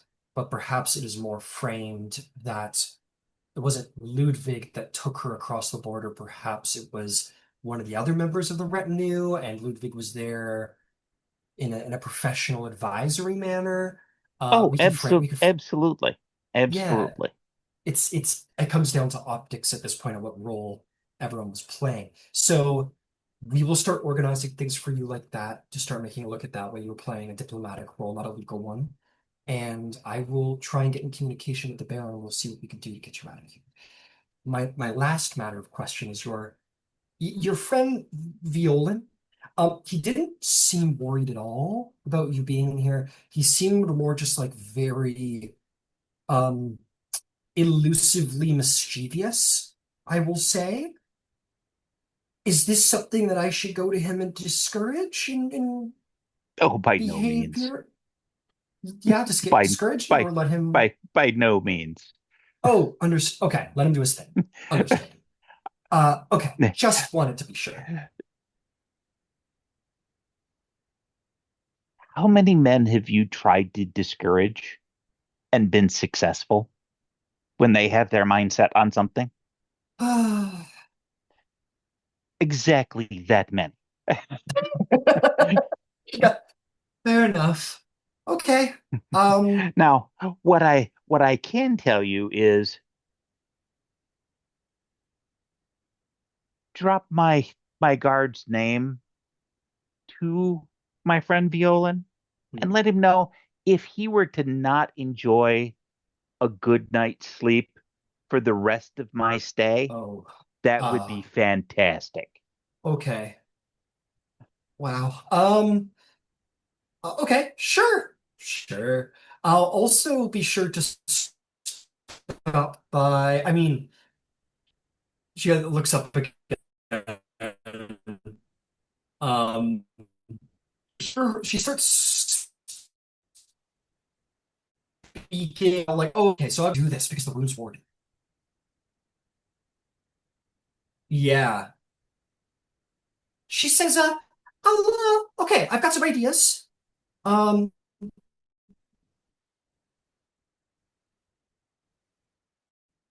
you see, she like is talking and she like plans. I've got some plans. Let me get back to you. Oh, We'll see and what we can do. I'm hoping that you can do me a favor Of and course. you have Violan Sure. uh Where are you pick me getting all up this? Sure. from uh from uh the the physicians, some uh some laxative Okay. because I'm not feeling Right. that might be helpful. I'll put a, yeah, yeah, I'll see what I can do about organizing you. Something along those lines. Great. Fantastic. Always a pleasure to be of service to House Leora. Always interesting. Well, Yeah. you know, I'm not responsible for other people's endeavor to embarrass themselves. Fair It's a enough. sad state of affairs that we find ourselves in when the right decision is so clearly obvious and no one is willing to take the step forward bravely and make it. Sometimes they need a little extra push. Okay. I'm sure I don't want to know what that means technically, what you're trying to insinuate there. I'll ensure you get what you need. And she Fantastic. puts all her papers together, puts them away, and she goes, okay, excellent. Yeah, and she leaves the door. She goes, excuse me, my client needs, and well, the door will close, and yeah, Um, yeah, and we will come back to Marina. She might be back later today to talk to you about some stuff she got up to. But in the meantime, Rowan, you awaken to Tugrit, who goes, good morning, Baron. I hope you had a good sleep. Yes. Excellent. Yes. Well, your 10 o'clock is ready for you. The Baron is got here earlier this morning. That will be wonderful. I am looking forward to it. Could I get you to do me a favor? Um, Of course. I s above the table, I still have my four warriors with me. Yeah, yeah. You know what? I imagine when you're actually inside of Rhuukan Draal, you probably don't need four dudes escorting you through the halls of the most secure building in the entire. You can if you want. I imagine they're like on standby when you need them. Maybe you have one who just is like a super just in case measure. You probably don't need four guys in your own home, but they are available to you, absolutely. We're going to have to, above the table, we do not have to do it now, but we're going to have to give Sure, two of them names, and at least until I get Lena back. of Um, course. Tudrick, at some point, I am sure that Ludwig is going to want to see me, and that's fine. Uh, but I will need two of my defenders with me, or I will need two of my, are they champions above the table? Yeah, sure. Yeah. I will need two of my champions, and I'll need like a moment alone with them. Oh, I will have them summoned to you immediately. Would you like them before your 10 o'clock or after? Oh, just before I speak to Ludwig. Very well. I'll have them waiting outside his door. Thank you. Would you like Oh, me no, to no, no, no, no. have? I need to speak to them before I speak to him. Do you understand? They don't need to be I around will have him. him. I Yes, need to have a conversation with them, and I need them in the room with me for that meeting. understood. I thought you might have wanted to have put the pressure on poor Ludwig before, but I can most certainly have them waiting in an adjoining, not adjoining, a next door room for you to speak with. Yeah, I just need to have a talk with them. Thank you so much. All right, yeah, let me Merrick's, yeah?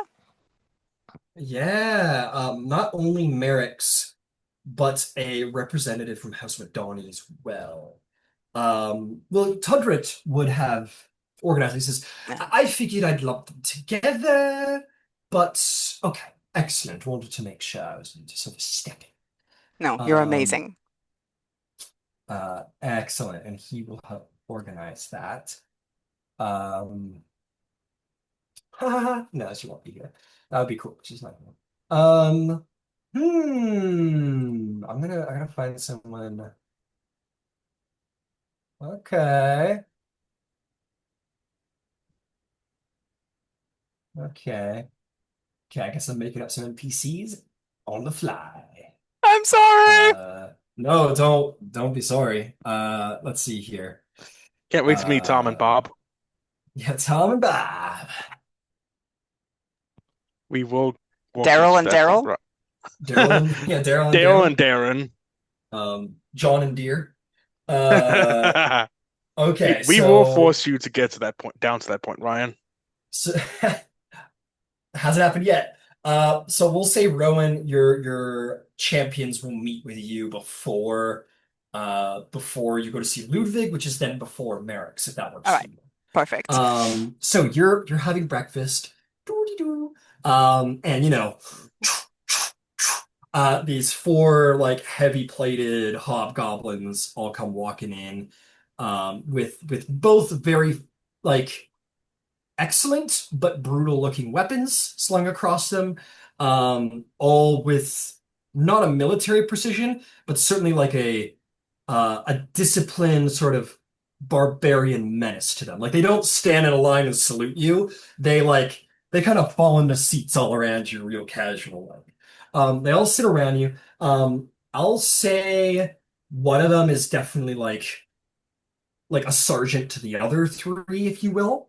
Um, but all of them are capable. Um, I'm gonna go get me some hobgoblin names for you. You want names? You got it. I've got a name generator. I'm not afraid to use it. Um, um, okay, so your sergeant there, not that that is actually his title, but we'll say the commander. Commander is a very good broad word. His name is, oh, am I gonna do this to you? His name is Zarvag. Yeah, I'm gonna do this to you. Commander Zarvag. Um, and he commands the three others. Let's see here. We got, I'm trying not to pick the most complex names out there. They've got Geldrick Thrash or Gledruk. I will post these names to you. uh, I'm trying is to write them one. down. No, okay, fantastic. The next will be easily enough, Vod. Vod the Shiv is what his title apparently is. Nice. And the last guy is going to be not those names. Those are silly. Or you know what? They've all got titles. So Zarvag is Zarvag the Warrior. Just straight up the Warrior. Um, and the last guy's name is Aked Brawl. And that is your little hit squad slash defense squad. And each one's like got a specialty, right? Like the commander, you can tell that he's probably the most capable duelist. Um, Uked Brawl is like got this tower shield. He's like clearly the guy who like takes arrows for you or whatever. Vod the Shiv is like a dual blade, sort of like run and hit kind of expert. And Geldrick Thrash is like Vanguard, fucking charge in, big sword style. So they are it is a carefully constructed bodyguard.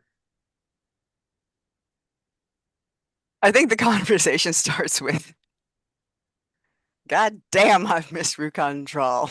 Good morning, gentlemen. Or good morning, Uh, fellas. Good morning, fellas. And they cackle, and they say, "Hell, I missed it too when I was sleeping." All right. We'll say Thrash says that. So we got some hot tempers. I would Yeah, rather yours most diffuse. tomorrow. I would like to diffuse those. However, uh, sometimes civility gets lost when one's emotions are overwrought. So, at least until we're sure of everyone's emotions. Whenever Ludwig is in a room with me, and she will tell them where his mark is. It's all cool so long as it doesn't light up. You want us to what? Kick the shit out of him if it does? Don't, I mean, nothing lethal. Don't scar him. Just knock sense Oh. into him, right? Like, I want to be able to have a conversation, but right now I don't trust his judgment, right? And so I would rather not exacerbate the situation. And Zarvag looks back at Vaude. He goes, "Hear that? No brass knuckles." Vaud's like, "Fine." Um, and Zarvag goes, "All right, I'll tell you what. I have I'll have Vaude there. Keep an eye on him." ideally, it's nothing. Ideally, I'm wrong. I would very much love to be wrong. I have been wrong in the past. I do not wish any harm to come. This is purely a defensive measure. You think he's gonna try and get you or something? He has made a number of decisions that I would have thought were contrary to his personality. I think love makes people make strange decisions. And I think he's a little panicked. I want to be able to have a conversation with someone who has a level head. Sometimes we make strange decisions when we're panicked. I am hoping that he would never think to do such a thing, right? And listen, I'm wrong. Nobody needs to know anything, right? I am not looking to do anything preemptive. I am just trying to make sure that I am making the decisions I need to be making without undue influence. Well, I'm just sure not go. Look, Zarbek goes, you look, you don't gotta explain something to us. I mean, shit, we're standing in the court of Breland, you snap your fingers, we'll fucking take Boreal out. I mean, you don't know how to explain yourself to us. I know that. I know that. But explaining what we're doing helps you determine what measures you should take, yes? All right, got it. Right? So he tries to enchant someone magically with his mark, or Just that. Just that. we just take him Just out. just Matt. Just Not like bop him on not the like head. take, Just bop him yeah, on the head, right? not Just take him out, but like, gotcha. Take him down. Got it. just defensive, guys. We just it's purely defensive. That's all I'm saying, and thank you. And hopefully Got it. I'm wrong. I would very much like to be wrong, right? I'm hoping I'm wrong. All right. You heard it, boys. No killing, no scars, just the hospital, not the morgue. I can heal him. Oh, good, because we can't. Just kind of chuckle. It was all right. What's on the agenda? Well, I am gonna meet with a couple of the barons. All right. Did you want to meet with Ludwig first? I think that was what was the original docket. However, whatever the docket is like as per Tudrick, I don't know who I'm seeing when. Todrick says, "Oh yes, I've scheduled a 9:45 with Ludwig." Then absolutely send him in. Oh, very well. There's a knock on your door, Ludwig, and you see the little goblin man. He says, Viceroy Ludwig, the Baron de Leora wished to have a word with you this morning before her 10 o'clock appointment." Like, I will gesture to the desk and say, You will note the four huge hobgoblins in the room standing around pretty much just staring at you. On like they're being casual, but they're on all four sides. Like you're a warrior, you recognize the look at this thing. I see you have made friends. I am fortunate to have been betrothed to a man of significant resources when it comes to my personal protection. I am deeply grateful. But we are not here to talk about me. I mean, we can. But I am guessing that you honestly have quite the story to tell. And once you're done telling that story, I'm pretty sure you're going to want to hear what's been happening while you've been traveling. So I figured I would let you tell me what happened, and then I will fill you in, and we could take the conversation from there. Well, I give her the rundown and everything about what happened after New Side and how we all wound up here. Oh, by the way, we met Noah. She's nice. Had to stall for y'all for a little while with a name with a go of the paper actually. Oh, I know. But She told me. yeah, oh, she's here. Oh, Good. as a note, I will also, of course, say, on the other hand, Soren is there with you as a reminder. Yeah. So Soren's like at your shoulder. It was just fun. Yeah, feels like it's fine. It's okay. You don't need to be here. If He she wants, absolutely can be. Soren, you are welcome here. You are welcome in this place. It's absolutely fine. You sacrificed a lot to be doing what you're doing. We're good. We're all good. He nods respectfully to you, Rowan, but he does look down at Ludwig and says, "It's whatever you want." You can stay if you want. If Rowan wants me dead, then I've nowhere else to run. Then I will be here. And he will just stand and see he's kind of got his head on a swivel, these four hobgoblins. Nobody wants you dead. I apologize. Let me restate. I do not want you dead. Oh, the plain I people want me cannot dead. speak as to other people. I strongly suspect there are others who may indeed want you dead. All right. So I got to ask some questions.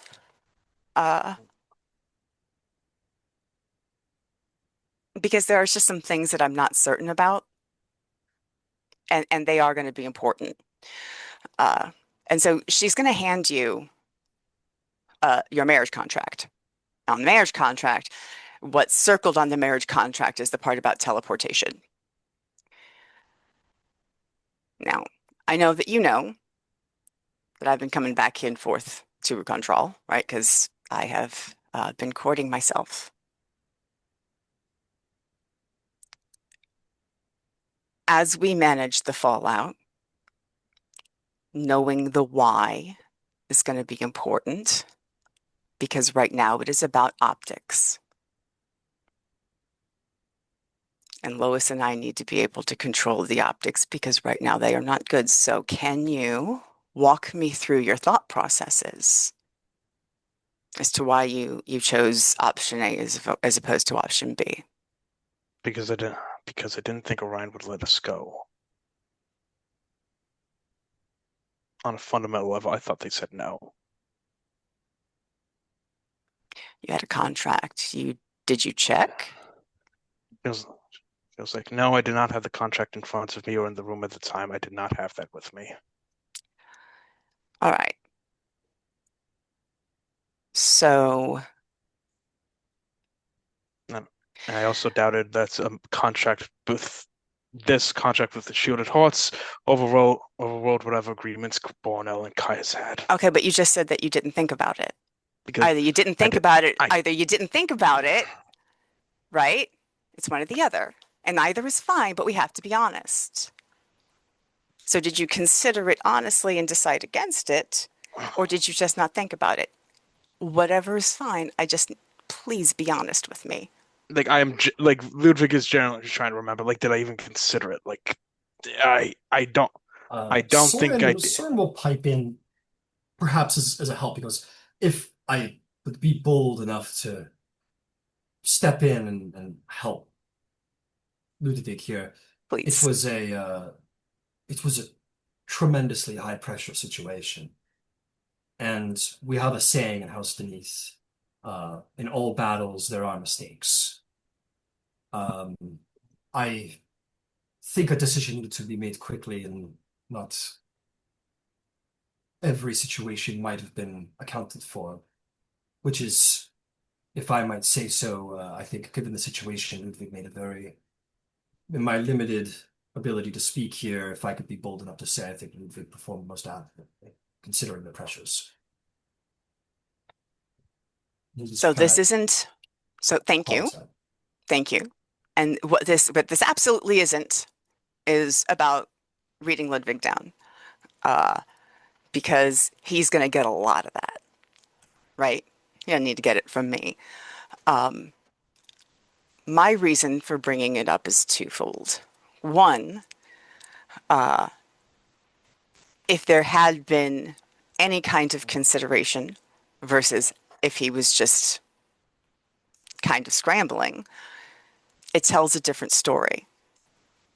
Lois is very good at the optics, but I need to be able to give her the information, right? And it's not about judging it. She'll spin it to say what it needs to say. But I got to have the raw material.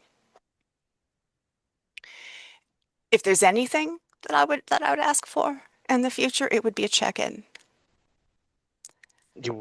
Because I realize, okay, Sienna so and the people were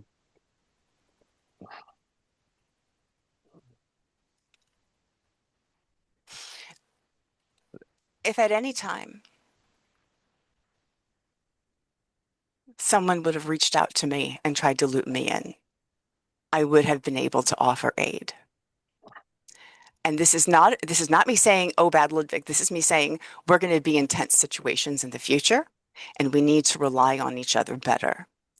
Right now, getting out of this situation is going to require a very coordinated effort from a lot of moving pieces that are going to have to work together. All right?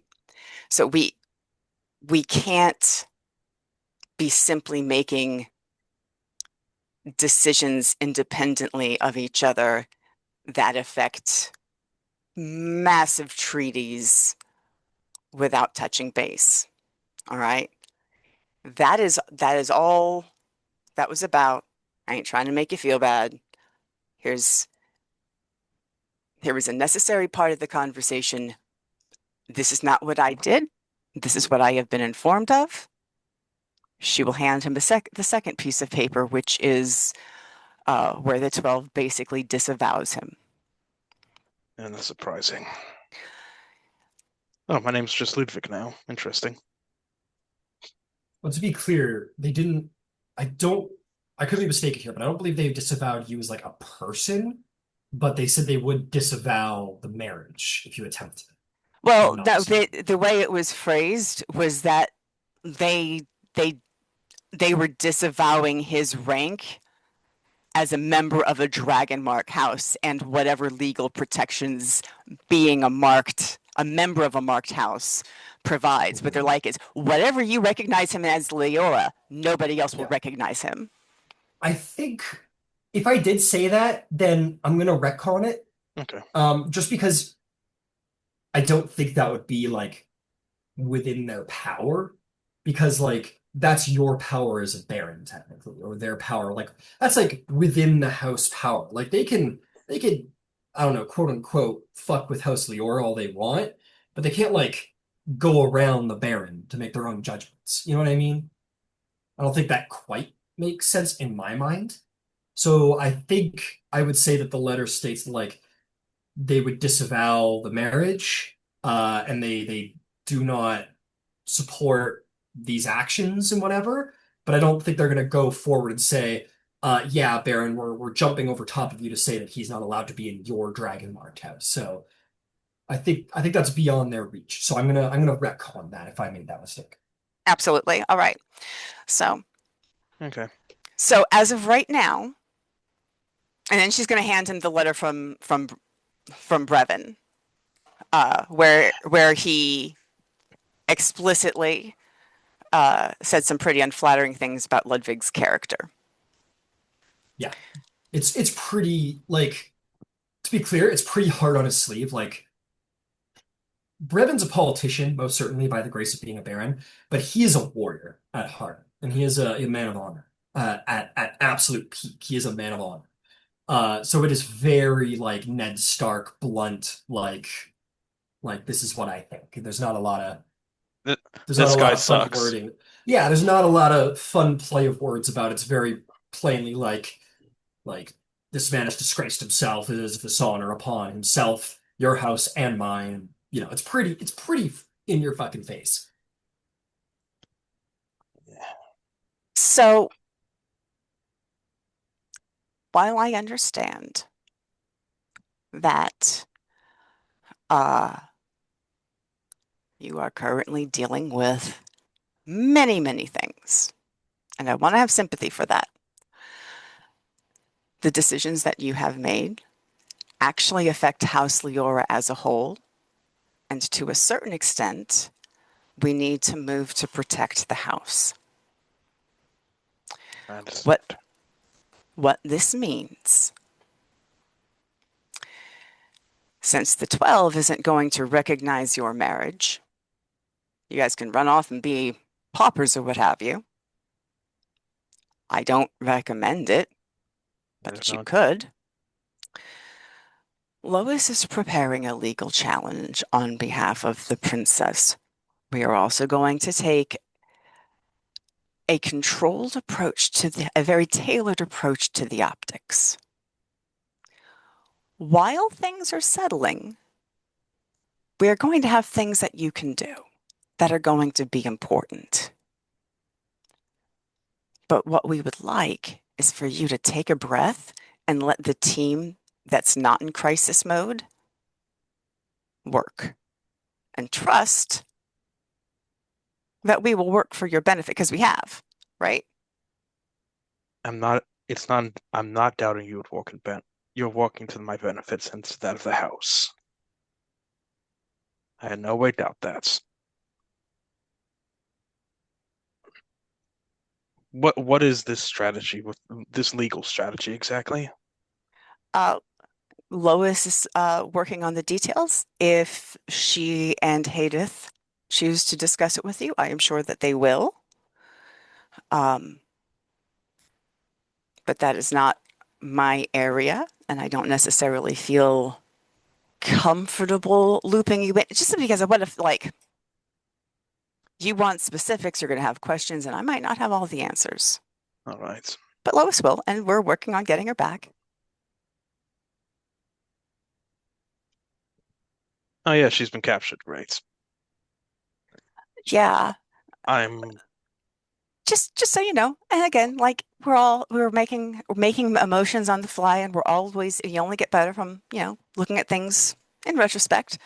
Uh, Neither Keltris nor Madani would have been looking for you with people like they would have had arcane means of looking for you. It's just something to consider whenever you're like dodging dragon marked houses and the like. Just something to consider. Anyway, yeah, no. The good news is that Todrick and Shadow were released. I have no idea. It's a long way, so they're going to be a minute.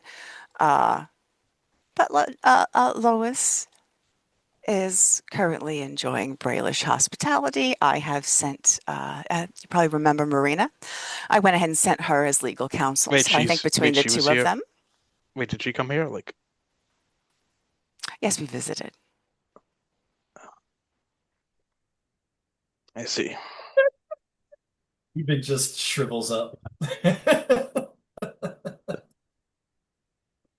Like you see the fear of God in him for a moment. I mean, not X. Oh, my attorney, my former attorney. I see. Don't Okay, tell Haydith. we'll have that conversation later. Also, okay, just keep my head low while you two walk. I'll say there's a knock on Oh, the door at that time. I Mhm. And Tundrit comes in. He goes, "My sincerest apologies for my interruption. I just wish to inform you that your 10 o'clock has indeed arrived." uh, All right. when like who are you talking with next? Look, like, I have any number of things that I need to get to. Take a day, like for real. You have been through a lot. It is reasonable for you to take a day and try to unwind because you will think more more freely once your asshole unpuckers. All right, you're safe. The princess is safe. I, Eat a meal. no. Try to unwind. Give us a day. We'll have better answers for the questions that you have, all right? I'll see you after your meetings then. Thank you. And by the way, one last thing. Inara, we Mm-hmm. talked a little bit on the road about Mm-hmm. shifting narratives. I have an idea or two. Well, We'll talk later. Lois and I are already working on that, so It uh it's not about legality. okay. It's about stories and political priorities. Hmm. Interesting. I look forward to hearing what you have to say. Thank you. All right. I'll show myself out. All right. Beautiful. Yeah, I was just looking at the math. It's going to take a minute for Shadow and that little retinue to show up. They've got a bit of a journey ahead of them, but they will They should be able eventually. to teleport from New Syria, though, right? That's incredibly expensive. Uh, but per the Madani stuff, Oh, not even per the Madani stuff, remember that technically I was on this circuit and I have my thing, but I'm supposed to have my person with me, and Gwen was my person. Gwen was my second.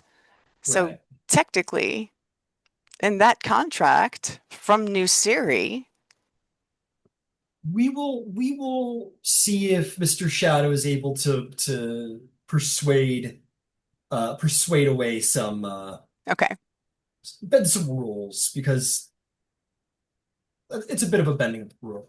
But he's a pretty charismatic guy. We'll see. thank you. Regardless, um, I do want to hit you just for. I'm going to bump back to you really quick, Ron, but I want to hit you, Ludwig, for a second. What is your plan for the day?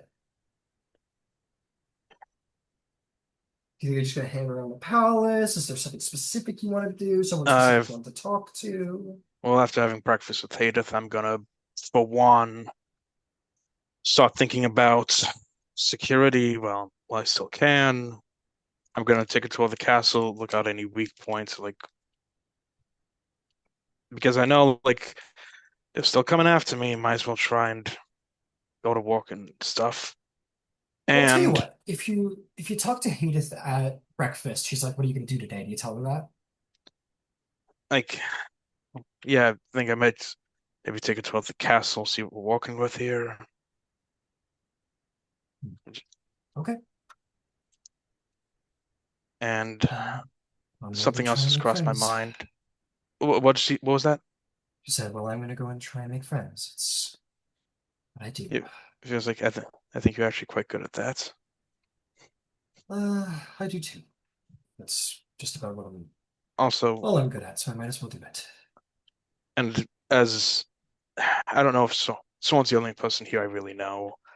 I ask him, how much do you know about magical surveillance? As I know about it as far as it is necessary to know of it for protection's sake. There is much that it's difficult to protect against. Why do you ask?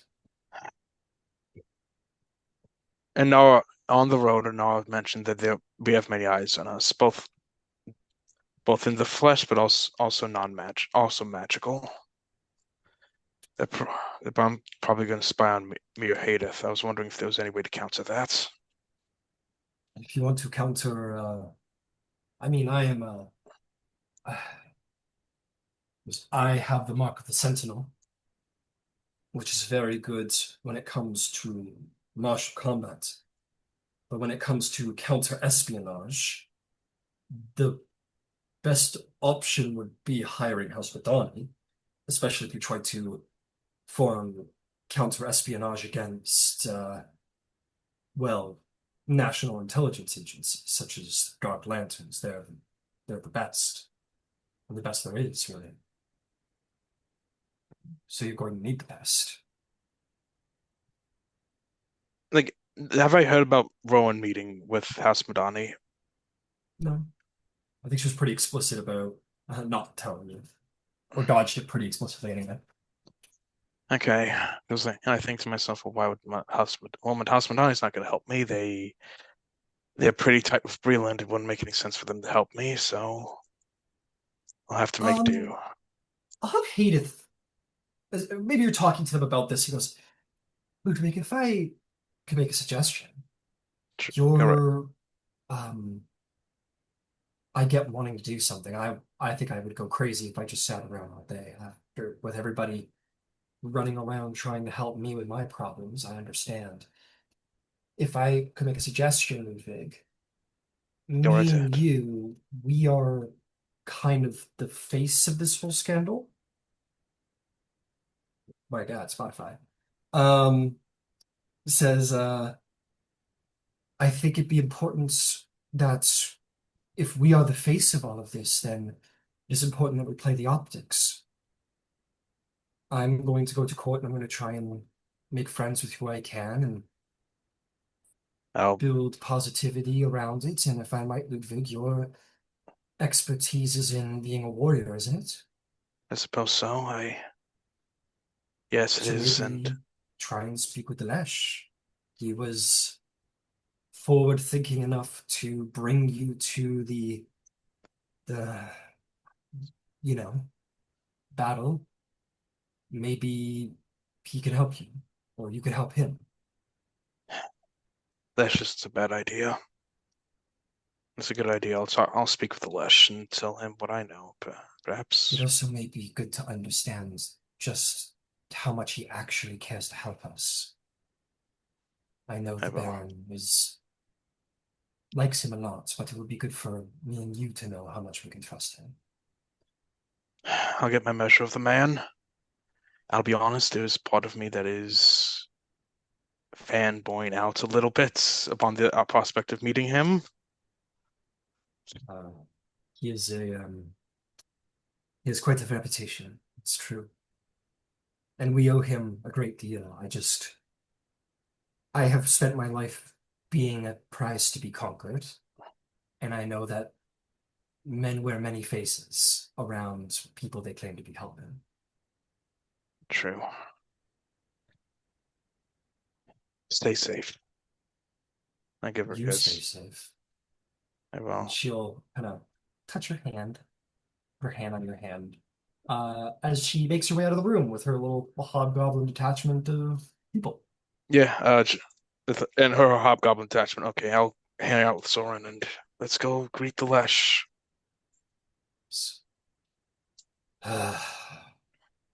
Okay. And And he'll go with you. and before we leave, quick thing. I'm so sorry, I forgot to ask this. Yeah, the last thing I asked Haydith and Soren before we leave. What did you say when you confronted the army? You say this to Soren? Uh, I asked to Soren and Haydith before we leave. What did you say? Oh, they they look at each other. Um, I think Haydith just says, I just said that I wouldn't have anyone die because of him. It's the short and simple of it. And she touches your hand again and she kind of Yeah, leaves. and I give Uh, her and I give her a kiss. yeah, I give her the kiss. Um, Soren says she simplifies pretty intensely. Um, she made a very dignified statement about her returning to Breland, uh, making it clear that she doesn't go willingly and she doesn't go in submission, but um, she goes to save lives. And I'm no poet. I don't remember the exact speech, but it was enough that I had no interest in being a part of the people who were taking part. And as he describes that, you can see Ludwig fall in love with her even more. Ah. All right, fantastic. Sweet. We will come to the meeting with Rowen when we come back from break because it is a little past that time. So 15, 20 minutes. We'll be back. See you soon. And by the way, Carmen, sorry about any disrespect about when Ludwig came to talk in the night. He was a little peeved about the syllable tongue thing because she was clearly hurt at the idea of her losing her agency over the thing that the important moments of her life up to that point, and he No didn't want to see. apologies. Rowen handled it the way she handled it. Yeah, he didn't want to see her, wanted to get hurt again. That's And all. she's gonna get hurt a lot. There's a Oh, we whole all lot of gonna. hurt coming. So Oh, so I know better than anyone.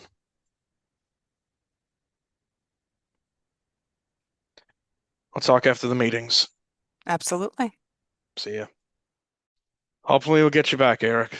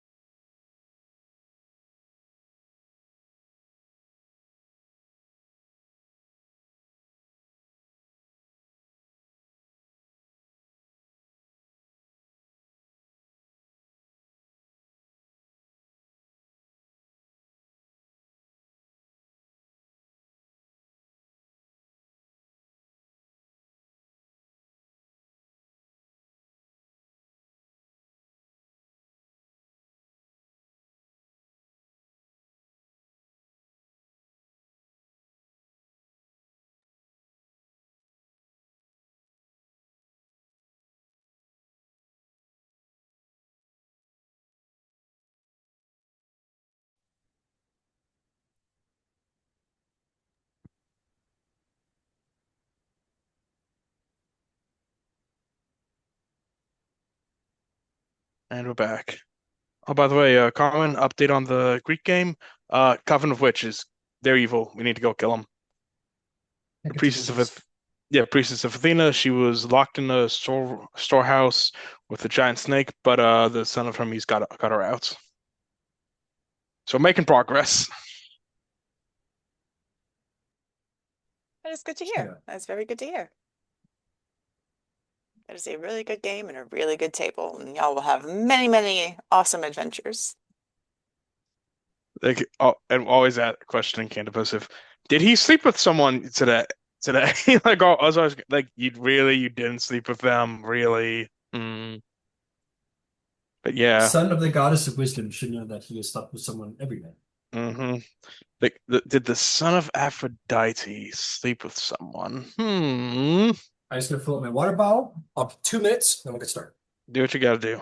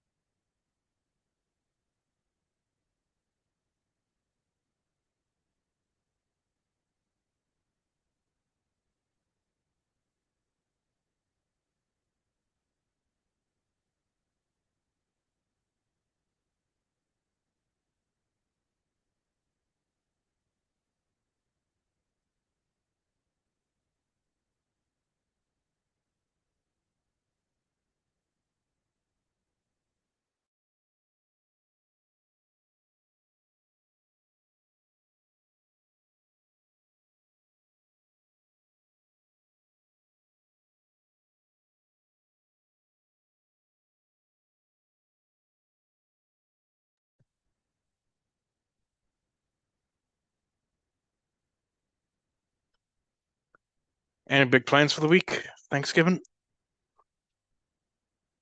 Yeah, Thanksgiving is a big plan. Okay. Here we are. Risk it. Always risk it. For time. Always. Always take risk. Risk what? Everything. All of it. All the time. Gamble with your life. Your friends' lives. Only in game, though. I don't think that's what my mom told me when I was growing up. Well, she wasn't talking about D&D. She was talking about real life. Oh, okay. Oh, brisket. That makes more sense. Oh, brisket. I like brisket better. What? I like both. What was that, Rowen? Brisket? Okay. No. Oh, you were telling me to cook brisket. Brisket? Okay. I am declaring war on all of the rest of Corvair. I just wanted savory meat butter. That's all I wanted. All I wanted was favorite meat butter. Now everybody's dead. Okay, let's do this.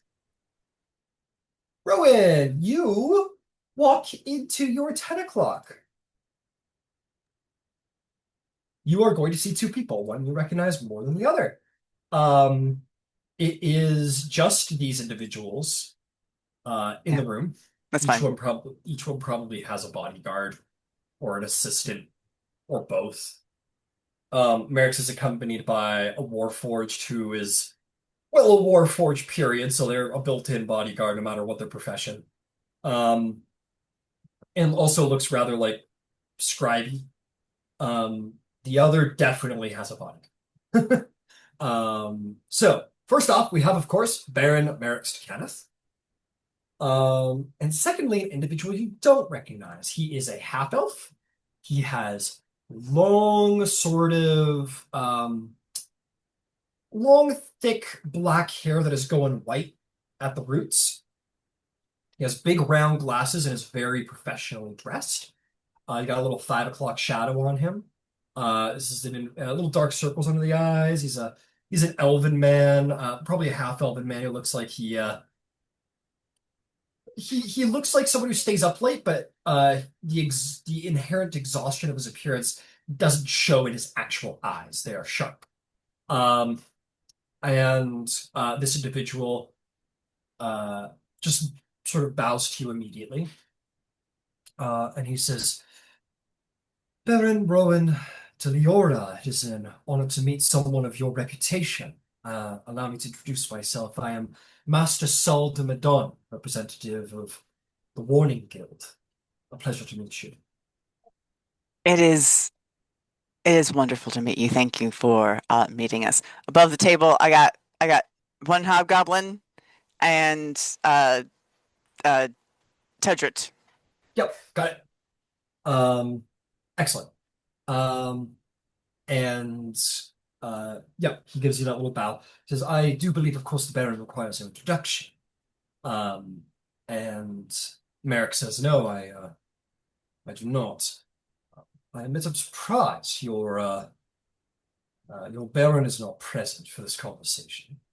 Master Saul says, I am certain the Baron would have liked to have been present when she selected him. I am given to understand that this will be a matter of some level of, shall we say, subtlety. And due to our associations with Breland, the Baron must be seen at court. So I have been sent in her place. His place? I don't recall who my fucking Baron is. But yes, I'm here. I hope that will suffice. I find that my personal movements are a bit restricted at the moment, so I do understand. Very good, very good. Then let us proceed. Um, I would not wish to interject over you, acclaimed barons. I am happy to take the backstage while you two open. Merrick says, this is not a duel, Master Madonna. He goes, of course it's not, Baron. And smiles at him like, oh, you're so sweet. And the Baron gives him like a glib look, like of, oh, you think you're pretty smart. And he turns and he says, well, then, Leora, we find ourselves meeting in the most interesting of circumstances yet again. We we really do. All right. So this was unexpected. It was completely unplanned. Well, it's good to know that this wasn't, well, I really don't know what to say past that. I don't know if this would be better or worse if you had indeed planned it. But there's As opportunity to be had either way. I agree, and I do have to acknowledge that yes, the 12 was correct. There were diplomatic ways um, that we could have pursued this. All I will say is nobody was expecting Haydith's profession of devotion. That's Uh, why they call it a scandal. Because and it takes us by surprise, doesn't it? and I think everyone had a number of days where they were just reacting very emotionally. So where is the opportunity in this? Lois is working on some legal options. They have enough teeth to get public attention if framed correctly. I don't know that we're going to win the suit, but it's a worthwhile cause. The princess is Well, the issue, I'll say Sal pipes in for this one. He goes, I am not a lawyer, but I have consulted lawyers before being here, and I can say this. Um, from a legal matter, it is probably not beneficial to take this from a legal matter. all right. As barbaric as the practice is, um, these contracts of hostage exchange were negotiated during the signing of the Treaty of Thronehold and was consented to by not only the three monarchs involved, but also were witnessed by the rest of the treaty signings. It isn't we it ensured peace, as barbaric as it was, and I am not here to stand and talk about the morality of it all. But as far as the legal position goes, I do not believe it is our best course. And I am uh absolutely looking towards other effective options. Maybe all this does is buy us a little bit of time while we collect things. What I do honestly question, and maybe this is a philosophical question that isn't for this time, that happens in 150 years, right? Because she's human, and it is like that if she lives the best life in the world, that she would be dead within 150 years' time. So what what happens when all of the hostages have died of perfectly natural causes? What what then? Sal says, well, I do believe that this isn't meant to be a permanent hostage exchange, or at least the spirit of this hostage exchange is meant to be a temporary measure for these countries to form proper diplomatic friendships where they can eventually get to the point where they can all trust each other and not have to have their brothers and sisters and children under a knife in order to trust each other. Yeah, Um, nobody wants to live under, like nobody wants their kids to live that way, right? no, no, no. It is and again, I'm not here to speak of the morality, but as far as the spirit of the exchange goes, I'm led to understand it's not meant to be permanent. Though there have been, of course, historical records, hundreds and years where, you know, well, we don't need to get into all of that. Point being is, circumstances being what they are, the hostage exchange was indeed a legal one. So what can we do? Pardon? So what can we do? Uh, Sal grins wickedly. He says, "Oh, there's plenty. Um, frankly, if I might be so bold to say, the Baron was positively salivating when he got the news. Um, there's much we can do. Let's see here. Haydith symbolizes one of the biggest destabilizing political events, well, since the morning. Um, frankly. And where there is chaos, there's much to be gained. We, of course, cannot return to a state of war due to the fact of the fear of the morning, and that serves to our advantage, because if we weren't scared of the morning, well, Merrick says we would probably all be at war right now. Because, Yeah, precisely, yeah, Baron. let's keep it cold. I like the cold. Indeed, indeed. And Sal says, well, as far as House Madani goes, we're not here to chase glory, but we are interested in chasing, well, pressure points, shall we call them. Intelligence, secrets, reputation, truth. These are the things that we are interested in. And with the distraction of Haydith, there's much we can do. As an intelligence agency, House Madani would be very interested to bring to light the embarrassing failure on the part of the Dark Lanterns, failing to guard a political hostage, failing to recognize it was a decoy, I believe, on behalf of the House Leora that allowed uh, the Viceroy to escape over the border. I gotta What's the be rumor? honest. I gotta be honest with you. That is what I've heard. I have not verified it. The people that allegedly were doing the decoys have not yet returned to report, but that is what I am led to believe. Understood. They failed to prevent Dargoon's involvement. They failed to control the narrative. They failed here and there. They might fail to keep Lois on under containment. I am aware that there are certain legal elements there trying to support her and some non-legal elements there trying to support her, and House Madani is very intelligent. If I Um, if I may suggest, at some point, those lovely Bralish nobles are going to realize that they are trapped in there with her. It would be lovely to get her out of there before she does permanent emotional damage. She is quite possibly, and I've tried to say this to people, she is the worst person, the worst individual to take hostage. So she has indeed grown a bit of a reputation for herself to being a legendarily poor prisoner. Under different circumstances, I would apologize. Well, the good news is that House Bedani is only there on a observation based. We are indeed in charge of observing her, which means as much as we can turn on the scrying sensors that ensure that she's transporting magical things. We wouldn't want to embarrass House Bedani, but we could certainly make things happen where, say, the Dark Lanterns are put in charge of surveillance as House Bedani is called to other affairs and maybe leaving little blind spots available. Like, we wouldn't want to. I don't know.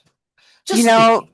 Listen, all of this sounds incredible, and the problem, of course, is that he did lose the hostage, and this is a problem. Indeed. House Madon is an preeminent and heavily associated with Breland intelligence agency.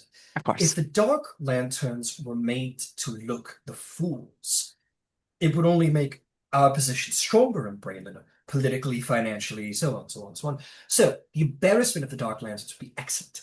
And with the knowledge of Lois being such a legendarily awful prisoner, but such a legendarily, shall we say, excellent besmircher of good names, House Bedani was very interested to see Lois about freedom. If we were to come to some accord between our houses. Oh, because I got ideas. So what you got? Because I'm loving everything about this so far. Well, we could simply quietly tip the scales and get ourselves out of the way so there's no bad attention upon us. We'll circle back to that. But there is much else to be done. Karnak losing a princess, it is, well, not good for them. They're sort of in a wobble. Karnath is going to be desperate. They may make sloppy deals. If we can offer security assistance while they're doing that, well, that's something that we'll take care of. There's nothing for you to worry about entirely. But I think coming up against House Leora and seeing security measures fail at every turn and knowing that, well, let us put it this way. Karnath is going to send spies. If you have, say, a counterintelligence agency watching your front door and ensuring these intelligence agencies fail in their tasks, well, Karnath might get desperate and make some poor deals, and we might be there to accept those poor deals. So that works well for us. But it does come around to what we would ask from House Leora. All right. Leora is proven itself to be an unprecedentedly ambitious house. Deeply, it seems, entangled in goblin kingdoms, which now that Deneth has painted themselves an enemy that sort of leaves you primarily as the house with pull here in Darkmoon. We would love a quiet handler to, I guess, let's think, understand Dargoon better, to ensure that we can be positioned here to gain intelligence about Dargoon, gain intelligence about how Syrian politics will be influencing Orgrave, as I understand he will be relocating here. And also, most certainly, the interaction between Dargoon from this side of the mountain and how it interacts with Bralish intelligence. So, essentially, if we could get a foothold here, thanks to House Leora, it would be magnificently helpful to growing our intelligence web. Oh, and of course, access to Lois. She has proven herself to have a unique talent for counterintelligence herself in a strange way. I love that about her. So, I can neither confirm nor deny whether or not New Siri is going to be relocated. But hypothetically, in an alternate timeline where something like that were to happen, yeah, I can absolutely make sure you are on the ground for that. Mm. No problem whatsoever. That Very is what well. I can commit to you right this second. Well, if I may, it has come to our understanding that the Baron Leora has a very special relationship. Shh. The Lesh's fortress is magnificently well defended, as I saw myself, but, well, it is very martially well defended. If the Lhesh were to decide that they require magical means of counter-espionage and were to hire Madani, it would be a remarkable boon for us and an excellent way to start business with our two houses. And with that, we could certainly begin all of the other little parts we spoke of just now. What say you to that? Well, think about it. I don't want to insist upon you in this moment. Well, I will also say that as the Lhesh's advisor, I would not be unhappy to see his intelligence service strengthened, and his counterintelligence measures improved. And he is a very, very savvy politician. I think he'll see the merit in it too. I can't make any promises, but I will absolutely speak to him on it. I think there's a lot we can do together. Very well. If you are able to help Madani quietly gain this such access as we've spoken, we will do what we do best and make it our business of embarrassing intelligence agencies intimidation. With that said, I don't know how you feel about it. I recognize you have a friend in House Fjarlin, but I have no doubt they're going to be hired to be brought here sooner rather than later, if not already here, I'm sorry to say.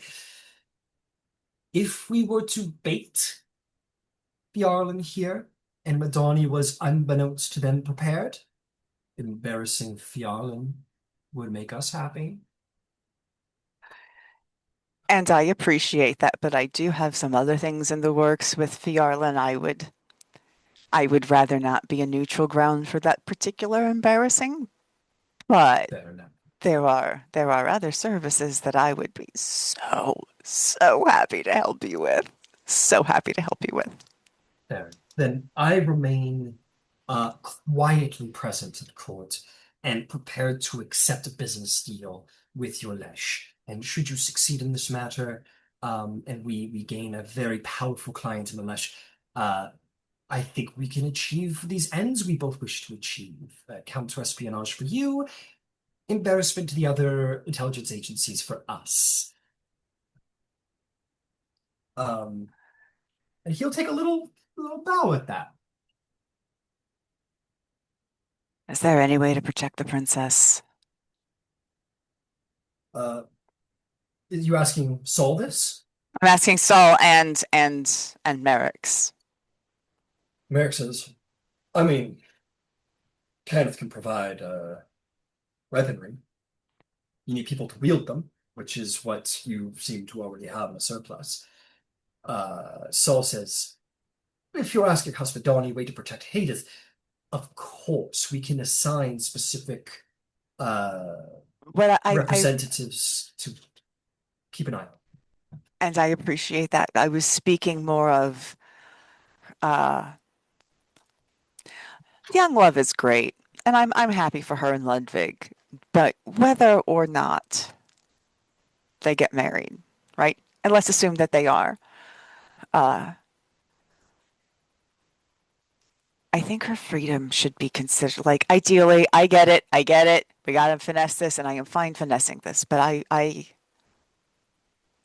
I would like to treat her freedom like she's an agent of her own, and not just we're doing this so she can marry off else. I don't know. I dislike treating her like property. Merrick says, actually, that's a good point where I would like to step into the conversation. Please. I have already made contact with your lawyer in Star Alaska to pass the message along to Lois about a particular strategy that I think would bear merit. As Sol was pointing out, we don't have a lot of footing to fight this from a legal standpoint, but you do have standing to at least disassociate yourself with the full brunt of the scandal in promoting yourselves as essentially mediators, negotiators, diplomats on behalf of Haydith. That, say, it wasn't Ludvig, Viceroy of House Leora, that took her away and took her across the border, but rather he accompanied her as a part of her negotiator diplomatic attaché. Oh, that's exactly what happened. Exactly. Less a lover transporting, less a lover stealing somebody away, and maybe more painted as it's going to be tough not to paint it that way because it's so beautifully romantic and everyone's going to latch onto it. But it's a start where it was Haydith who was fleeing and Leora was simply hired by her to mediate her release from this legal contract that she does not consent to. I mean, we did not help her get to New Sari. We had no part of that. None of us had met her before then. Right. Exactly. Exactly. So it's a good way to paint it. It was only going to hold so much water, but I think it may be behooving of House Leora to go forward as essentially you've been hired to mediate her situation, as opposed to essentially people taking a moral stance, making a business and not a moral practice. Being a Done. moral practice, sure, but as a byproduct of being diplomats and negotiators. No, I agree. You make very good sense. Well, excellent. I've already passed that along, the idea to your lawyer, who will have passed it on to Loisana, and she will be responding to me, and I will tell you if that's an idea that she has thought is a good idea. But in the meantime, let's talk about what we can do. So, less about recommended strategy and more about, say, bigger strategy.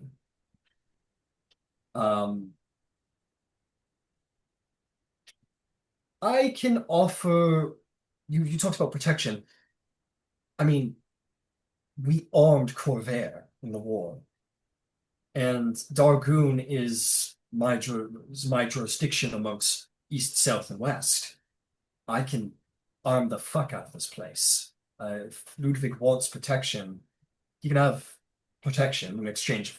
I know House Leora isn't exactly flush right now. I can't take payment in favors. Small favors here and there. Specifically, though, I would want those from Ludwig and Haydith as opposed to House Leora. There is political capital that they possess that I would be interested.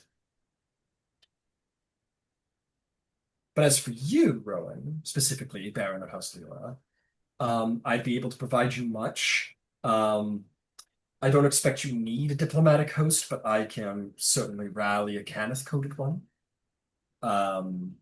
Legal teams, teleportation services, various anti-assassination based magical items, bodyguards in the form of how do I put this? Warforged who wear augmented armor, not augmented warforges. Very important distinction legally. The special advisors. Yeah, let's call them specialist warforged advisors in very large suits of armor. I love that. So House Cannith has much to provide in the way of protection and stabilization for the time being. I am I mean, let's be honest. Civis is only a matter of days from pulling support. Let's be honest. What does she want? She probably came to you and said, make sure everybody's sitting pretty, protect international policy, something of the like. That is what she is hoping for, yes. You are certainly the other side of diplomacy. But that does sound like their brand of diplomacy. So let's be honest, if you don't give up Haydith, they're going to pull messaging support from at least you, which will be more symbolic than anything, because they're not going to pull their support out of Dargoon, the country. And it seems that you're messaging through Dargoon. So, and Deneth is done in Dargoon. So if you want martial protection outside of Hobgoblin Raiders, because I know you like the Lhesh, clearly, but that's a relationship based on love and loyalty, not based on business. And business you can rely on. I agree. And we do need to mention that. Are we absolutely certain that there is just no repairing the relationship with Denise? Breland hired mercenaries. Those mercenaries violated international borders. That is technically not a House Denise thing. I'm pretty sure. I don't know if, I mean, I heard, it's just a rumor, but I had heard that Denise had dispatched a diplomat to this court, to the Lesh's court, to speak about the situation, and I think the Lesh essentially threw him out and said, if the Baron wants to talk to me, he can do it himself. Is that true? You know, we have both been in different meetings. I was not in that meeting. Perhaps I should have been. All right. Well, this is why I am his diplomatic advisor. We'll talk about that later. Anyway, so right, I will have him talk to you, Merrick's. I me. like him a lot, by the way. He's honest. Yeah. Yeah, he is. Well, but I digress. So I would like to speak to Ludvig and Haydith themselves. There's Absolutely. much that I would like to deal with them personally. But as far as House Leora to Cannith South goes, I could provide the protection that Deneth is now failing to provide that you might require. I would be happy to make my voice amongst the 12 louder than other sort of unhappier voices. I could speak diplomatically and start trying to move things in the right direction for all of you as things unfold, and can tell you about what is going on within private council chambers. And again, if you need some help with Lois, I'm more than happy to help try to fix her situation. I would like to have my Lois back. Whew. This would be easier and honestly, Breland's going to be happier when she's here too. They just haven't realized it yet. Well, then perhaps let's take one thing a step at a time. You have some decisions to make if you wish to accept these alliances. We've already spoken about possibly trying to get Thrashk on board by making it seem profitable to them. And the same thing can be said by, who was the other house? It was Thrashk and Orion. And Orion, that's right, if we can persuade them this undermines Lyrandar. You have some decisions to make in those regards. But to begin, you said you want your Lois back. So it seems like there's a more important decision to be made in the immediacy. Sal says, I quite agree. So, which of us would you pick? The Madani method or the Cannith method?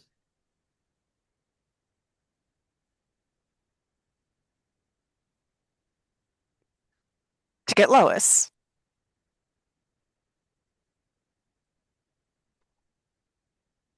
Saul says Madani would be happy to provide this immediate service in exchange, of course, for assurances that you need to talk to the Lhesh about the deal that we have spoken of here. As a sort of, let's get started. Here's our give, and you can work on yours. Since you are already, like, we've already got Marina on the ground, I think we've talked about the different things that can work. Let's go ahead and get started with that. Merrick's, if you want to speak with Ludvig and Haydith, I will let them know that you are looking to speak to them at their earliest convenience. And I will have a discussion with the Lhesh tonight. Very well. Or whenever our schedules meet up next, which will probably be tonight. But I mean, it could be. I never get a lunch with them. But yeah, it'll be within the next like 8 hours. Merrick's goes, excellent. Well, I will speak with Ludwig and Haydith. I'm glad we've had a chance to speak, and I will remain in Rhuukan Draal for until tomorrow evening. I must be getting back to Sharn at some point. But I will stay until tomorrow evening, and when I leave, I'll ensure that a proper representative is left in my place. But I will be here until tomorrow night.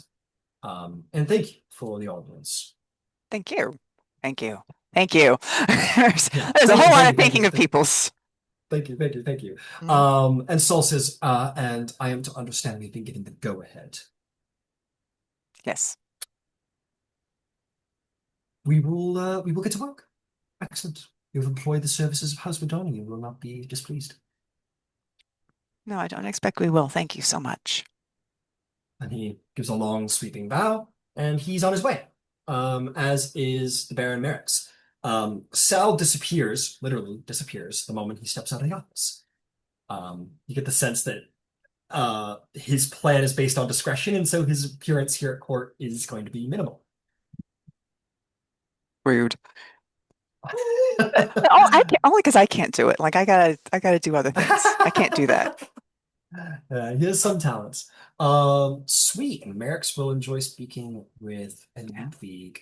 As you step out, last thing before I swap over to Lois, Tundra is gonna be there and says, Mr. Baron Merrick's to Kenneth. Pleasure, sir. I have a message for you, sir.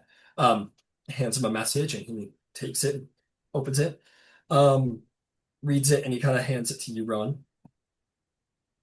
And it essentially, it's from Marina, and it says, I spoke to Lois about the matter that we discussed as far as the optics of Leora's involvement in Haydith's situation, and Lois has agreed it's best to,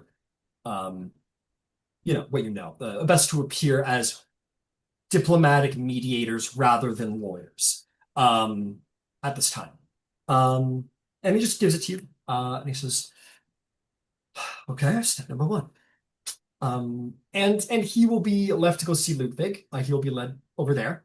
And I want to go see Lois. Because Lois, you are going to get a meeting with your lawyer later that day. Marina's going to come in. And she's going to say, hi, Lois, how are we doing? I got you, and she puts a potion on the table. Or actually, maybe like 3 or 4. Because these are the potions requested. Common, simple for your convenience. I thank you. Excellent. I spoke to, I have, there's been a bit of a train of messages going on, but we did speak with the Baron and message received on what we spoke of earlier regarding optics. I can feel fine saying this now. I did go on your behalf and spoke with the Voice of Breland, the newspaper, and just told them about your case. I don't think I probably spoke with as much elegance as you did in reporting whatnots, but I hope that wasn't overstepping, but I figured it was better. No, that's perfectly fine. Okay, excellent. I have some other good news. Things are moving along in Rhuukan Draal, and there should be some things that might begin to move your case along in the next little while, if that makes any sense. Sure. Okay. Is there anything that I can do for you otherwise?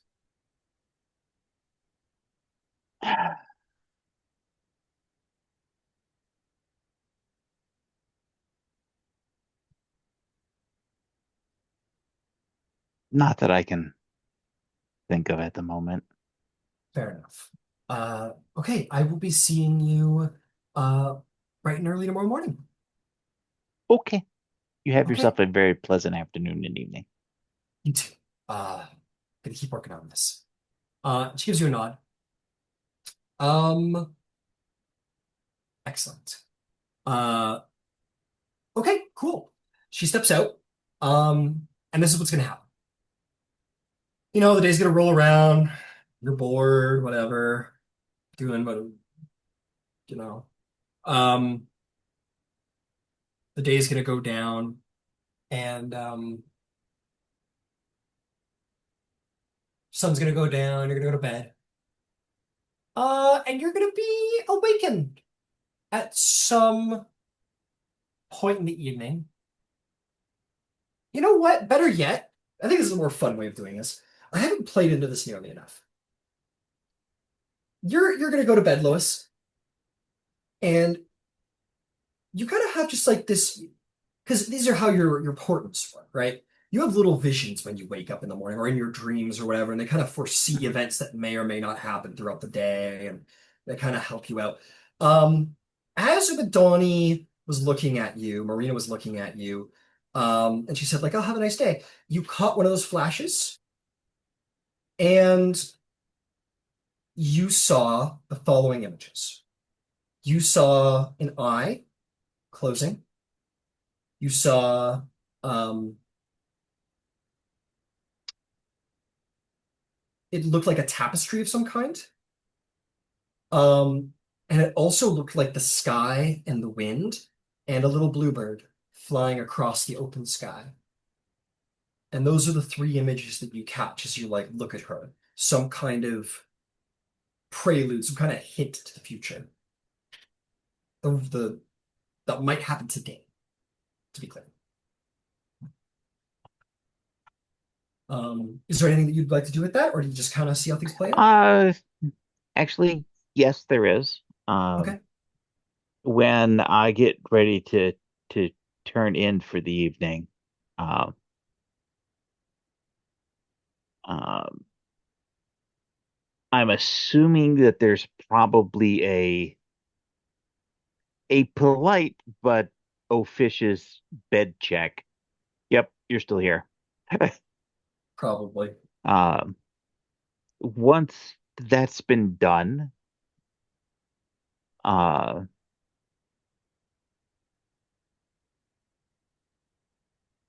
Loisana is going to put all of her stuff together.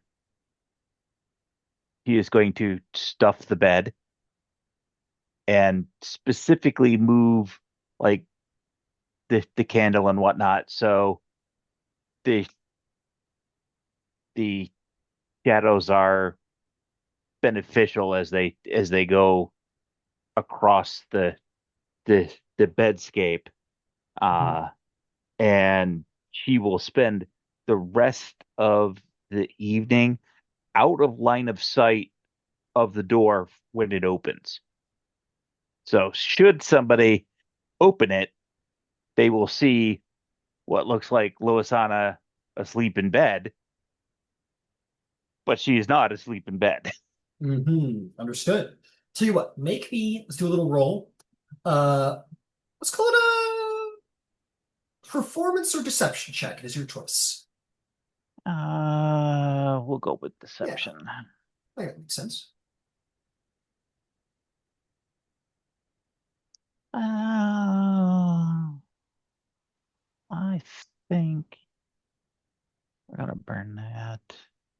Yes, I wasn't really thrilled with that. That's better. How about a 21? Hey, you perform excellently. Your deception as well. You don't know what's going to happen, but you get the sense that they're probably not going to find out what that is until some point. Some point much later, much too late, if all goes the way you hope it does. And not terribly unlike Harry Potter and the Chamber of Secrets. You kind of, there's a little bit of a light outside your window, and you're going to see uh, this object moving towards your window, and you're going to see its violin standing on a magic carpet with a drift globe. Um, and he gives you a little wave through the window, and gives you one of those, and he's gonna open a scroll, which will burn away, and the outline of your window is gonna go magically for a second, and then open as he casts knock through his spell scroll. He says, "Honey, we're gonna be late for dinner with my sister." Well, we can't have that. I suppose I should go. I can Oh, show you the world. and Lois is gonna take a second, and Yeah. she's gonna leave two of the stoppered flasks that uh that they brought. She's gonna take one and she's going to pour it into the wine glass and just tilt it over empty next to the wine glass and hop on the carpet and go. Let's get out. Let's blow this popsicle stand. And you guys get out of there. Yeah, and you have like a little magic carpet ride in the middle of the night over Starlasker. He puts out the drift globe at this point. And he says, "We have a lot of friends, honey. That's from Baron Merrick's to Cannith. And the failing of clairvoyant security measures is on behalf of House Madani. You've got a lot of friends." Well, I I have people that need excoriating and embarrassing, so we should probably not dawdle. Well, let's not dawdle. In the meantime, and he like takes out a little like a little dinner or something, like a little snack, or like a little picnicky situation. He goes, "You they probably don't feed you well in You are prison so here." you are so thoughtful. No, Uh, it it a little was charcuterie, yeah. it was polite, but I wouldn't necessarily have called it food. Oh, but you, my dear, I know have not a lot of appreciation for play, and that's a good thing. Um, let's go ruin some reputations. All right. Why not? Let's go. Let's watch them Listen, burn. see this city? Let's light it on fire, figuratively. And he's gonna fly the fuck out of there on yeah, on on the carpet. Um he says, "Well, as far as getting out of Breland goes, we are unfortunately not in cahoots with Orion, but the good news is that we basically have this baby on rent. So we're gonna have a little I guess trip down south. I was thinking it might be good to take that trip to Zalargo and literally have the dinner with your and my family if we're gonna be like a week or two late, but whatever. And they'll not expect it as we go to Zalargo instead, and we fly right over the border, and then we'll have some dinner. And what do you say we take a trip to Rhuukan Draal after that? I think that that would be fine. Uh, bear with me one moment. Of course. Rowan, have dinner scheduled with my parents and Violans will be delayed getting to you. See you soon. Love, Lois. That's 25. Incredible.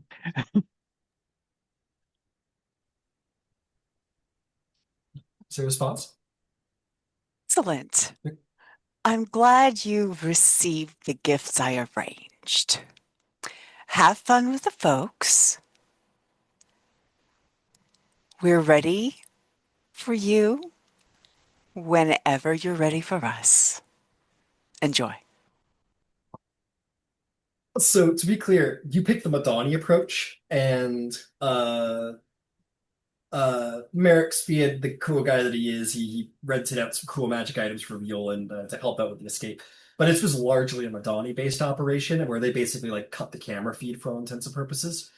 Um, that was the Madani approach.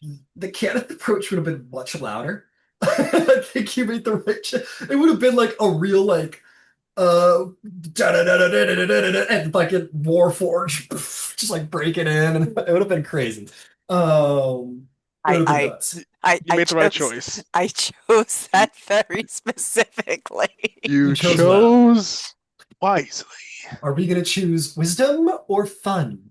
Was the question. And you chose wisdom, and I appreciate that. That's why you're the Baron. Yeah, I was hoping. I knew you wouldn't, but there was a small part of me hoping you would choose Kenneth, and I got to like. It would be great. It would have been very loud and very great. We've done a lot very of that embarrassing. lately, right? That's true. That's true. Hey, we got to vary up the tactics. Gotta keep them guessing. In fairness, this is going to be a little bit more quietly embarrassing to Breland, having lost Lois in a discreet way. So there's pros and cons, right? Lois gets out, is probably going to get out very, very easily, and is not going to be apprehended or in much trouble. But the embarrassment will be a little bit more quieter, sort of between people who need to know, as opposed to front page stuff. Then, of course, there's Lois, who's going to print it over every newspaper. So we might make up for that in other ways.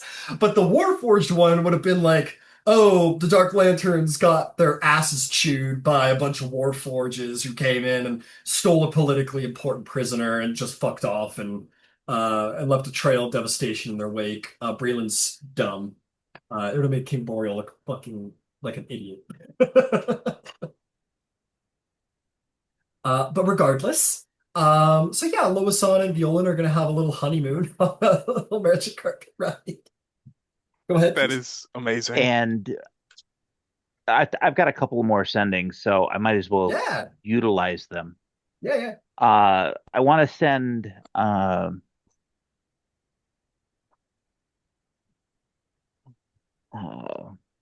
God, it's an M, but it's not Madani. What the hell is her first name? Marina. Marina. There we go. I know she's my ex. I don't care. Hey, don't disrespect my ex. It didn't work out between us, but she deserves her respect. I didn't say that I didn't respect her. I don't care that she's your ex. Yeah.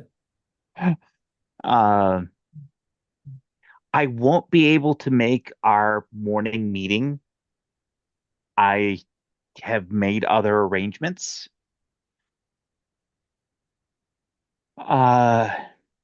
If you can,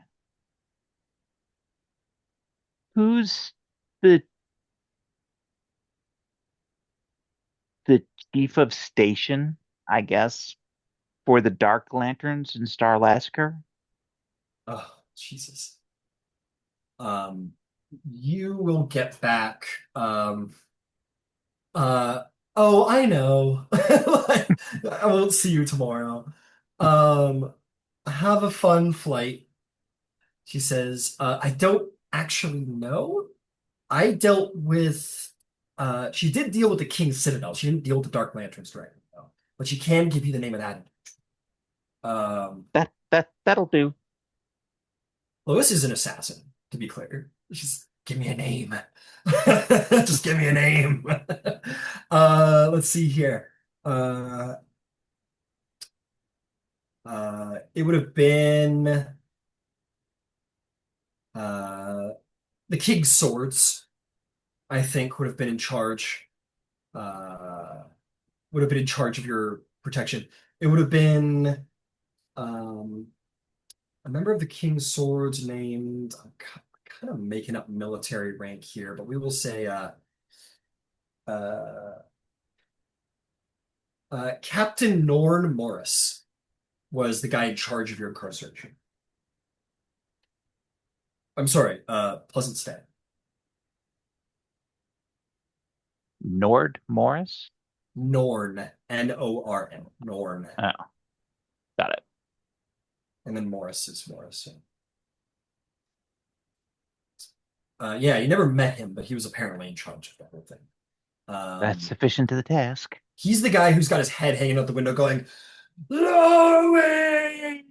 Just into the night, but not until tomorrow. And only because it's going to make for a fantastic story when it gets written. The name of my erstwhile guard. Oh, great. His name was just Cord. Cord with a C. You didn't know. You're like, can I get your full name? He's like, no. So, well, you don't remember me?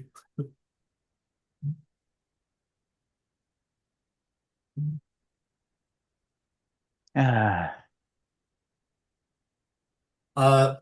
says, like, you ever thought about writing paperback novels about your adventures? Oh, perhaps. Maybe when we settle down. What are we kidding here? We're not settling down. But hypothetically, if we were able to. When things slow down? Just maybe slow down is Perhaps. the right words. Yeah, I don't think we'll ever settle down.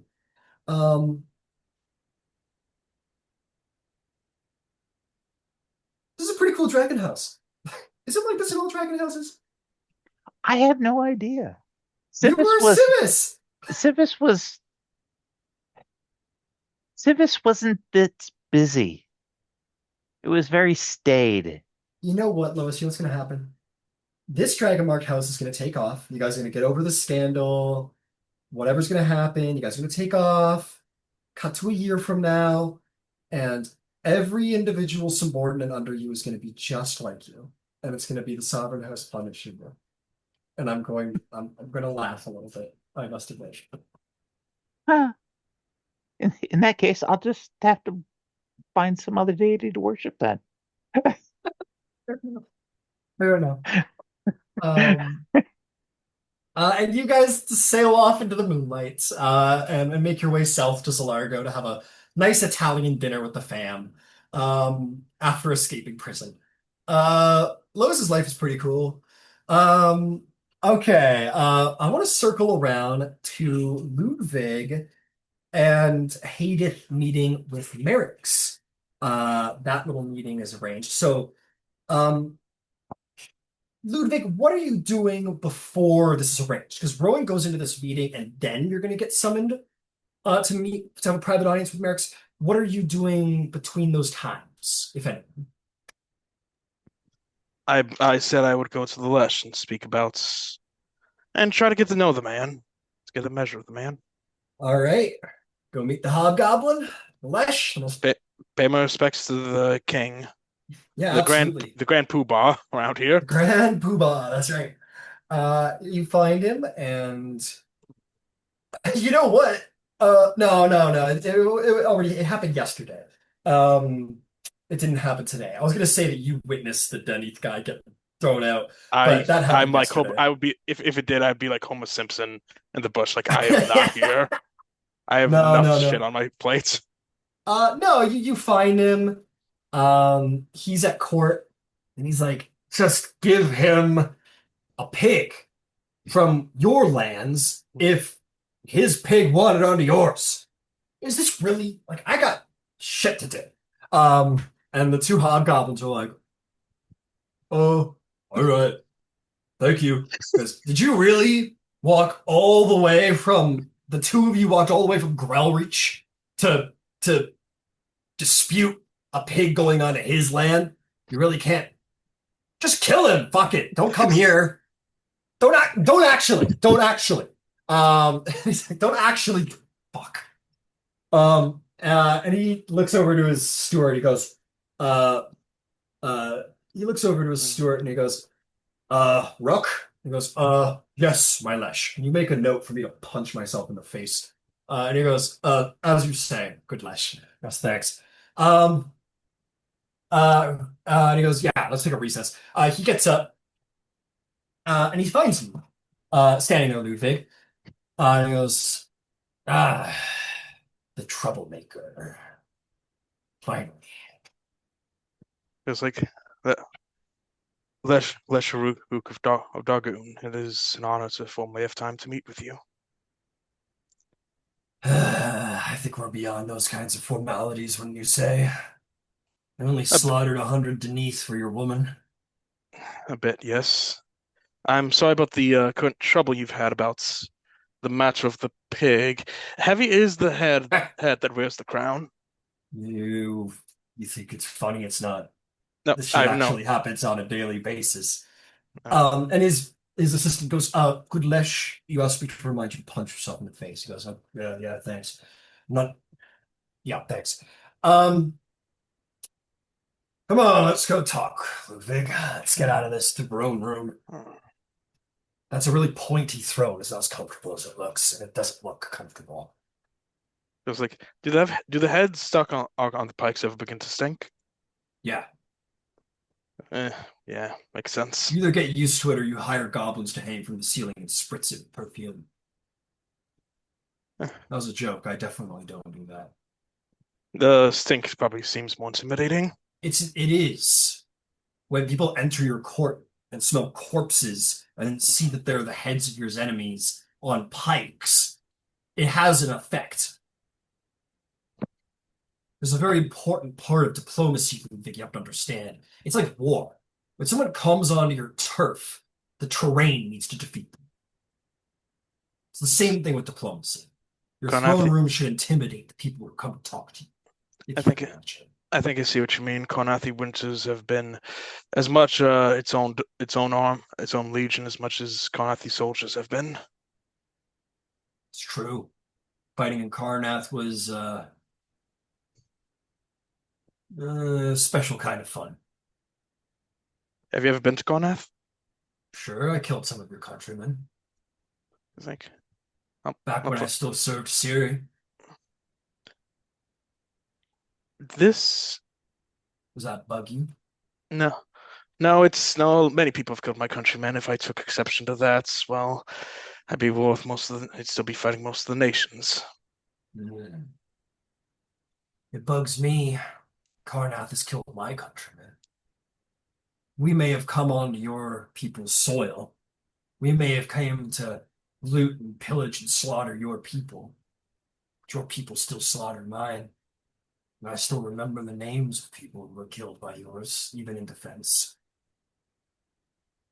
Me and Karnath go way back. Why do you think I agreed to all of this?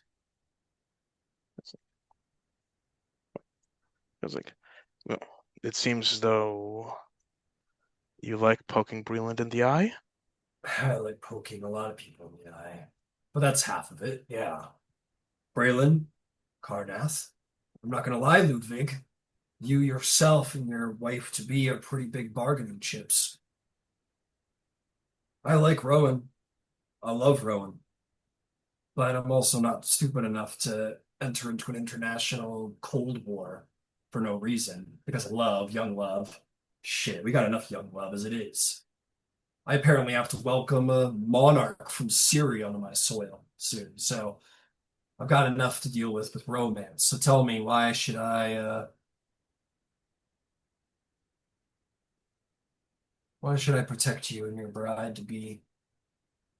Because one day this will all be over. If Haydith and I can see the other side of it, we'll know who stood beside us, and I'm a man who likes, and I like to think I'm a man who pays his debts. And being being the very good friend of a first generation of a nascent Dragonmark house might be exceptionally good for your position. Imagine maybe a Leora agent could just handle all the pig farmers that come your way instead of you. You could quit up your schedule. My schedule is pretty filled up. It's fair. And he hits you hard on the shoulder. Says, I'm calling a feast to celebrate you and your lady. I'm going to invite everybody. They're going to come out and see you, Haydith, And everyone's gonna get to come and see you. Karnath, Breland, Thrain, dragon marked houses are gonna stare at all of you and they're gonna hate you.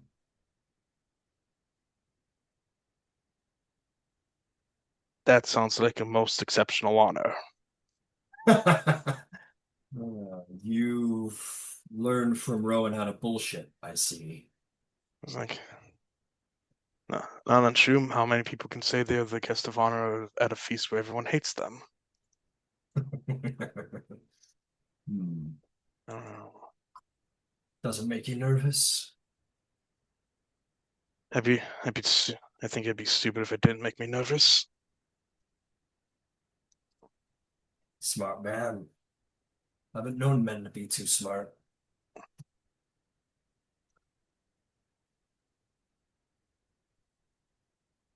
Frankly, I'd question if what kind of man you were, if you were a smart man. But I can starting to get a sense of you. In the meantime, we'll have a public feast honoring the Princess of Karnath.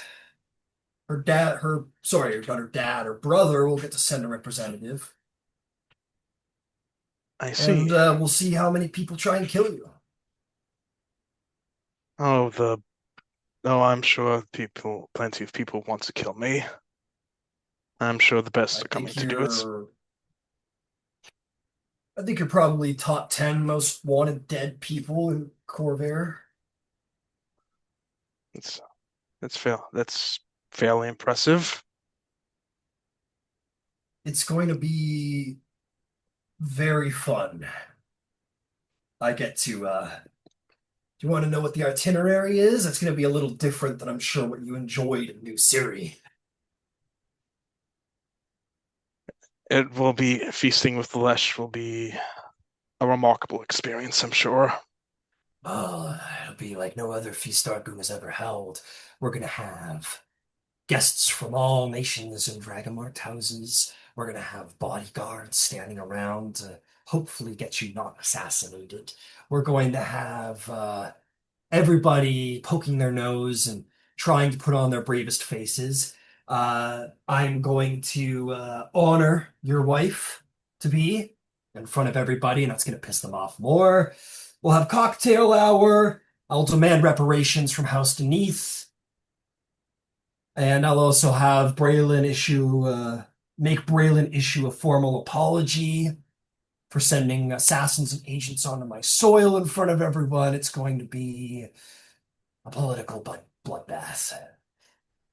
I've I've I met plenty of trouble on the soil. I'm not sure if they came from Breland, but who am I to dispute what the Lhesh says? I heard the reports. You almost got shot a couple times, didn't you, on the way? Once Just once, it was a good shot. from the sounds of it. I heard there was a couple of attempts, in fact. And if Well, Rowen's friend is to be believed, those are probably Dark Lanterns. They didn't have pointy ears. They weren't Durrani. They weren't Fjarlin. Karnat's too far away to respond that fast.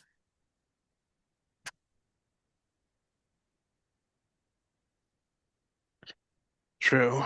Makes sense. So I'm gonna have Braylon kneel in front of you, kiss your fucking boot, and everyone's gonna hate you for it. I see. Like, literally just imagines that for a moment and oh God, he hides it, but oh, this is What are they I gonna do? Go to war with me? no, I imagine not. Not with the more land as it is. He's gonna like put his arm around you, and drag your head close to his, and he's way bigger than you. He's got you like little guy. And he He's gonna give says, me a nuggie. it's almost like that, but he like his like face is on yours, and he like whispers in your ear, and he says, "Fortune favors the bold, Ludwig. Don't slink away and hide from your enemies. You're not gonna get by that way." I do need to. Don't Well, be stupid. Take Okay. advice, Okay. but also be proud of who and what you've done. If they sense your weakness, they'll eat you alive. Oh, I'll think on what you said. Thank you. Good. Thank you, Lhesh. Yeah, he lets you Lhesh go, Farouk. and then he like swings his arm around like, "Boom," on the chest. It's meant to be friendly, but Oh. it hurts. He goes, well, I think I have. Where did he go? He goes, I lost my secretary. I I think I think have he went lunch that with way. my. Yeah, all right. I have a lunch to get to. And he'll go. And we will deal with your meeting with Merrick's next week. Okay. We will deal with Lois's dinner with the fam jam next week. Um, and then Rowen, as a quick before we end, we'll say that this was like lunch with the Lhesh, and maybe we'll play out the full conversation later. But he basically shows up and tells, and it's like, can't get a minute to see you. Yeah, I hate that. How much time you got? I've got like half an hour. That's enough. Done. I don't know if he was planning on speaking, but he may or may not have time. He gets halfway through. Do you want to talk or do you want to fuck? And then you jump on top of him. And and that's a great way to end the session, I think. Woo! Yeah, Go to now. Come on, go to now. It is adorable to watch Ludvig and Haydith have this beautiful courtship where like under normal circumstances, like Loisana and Violin being as Trixie?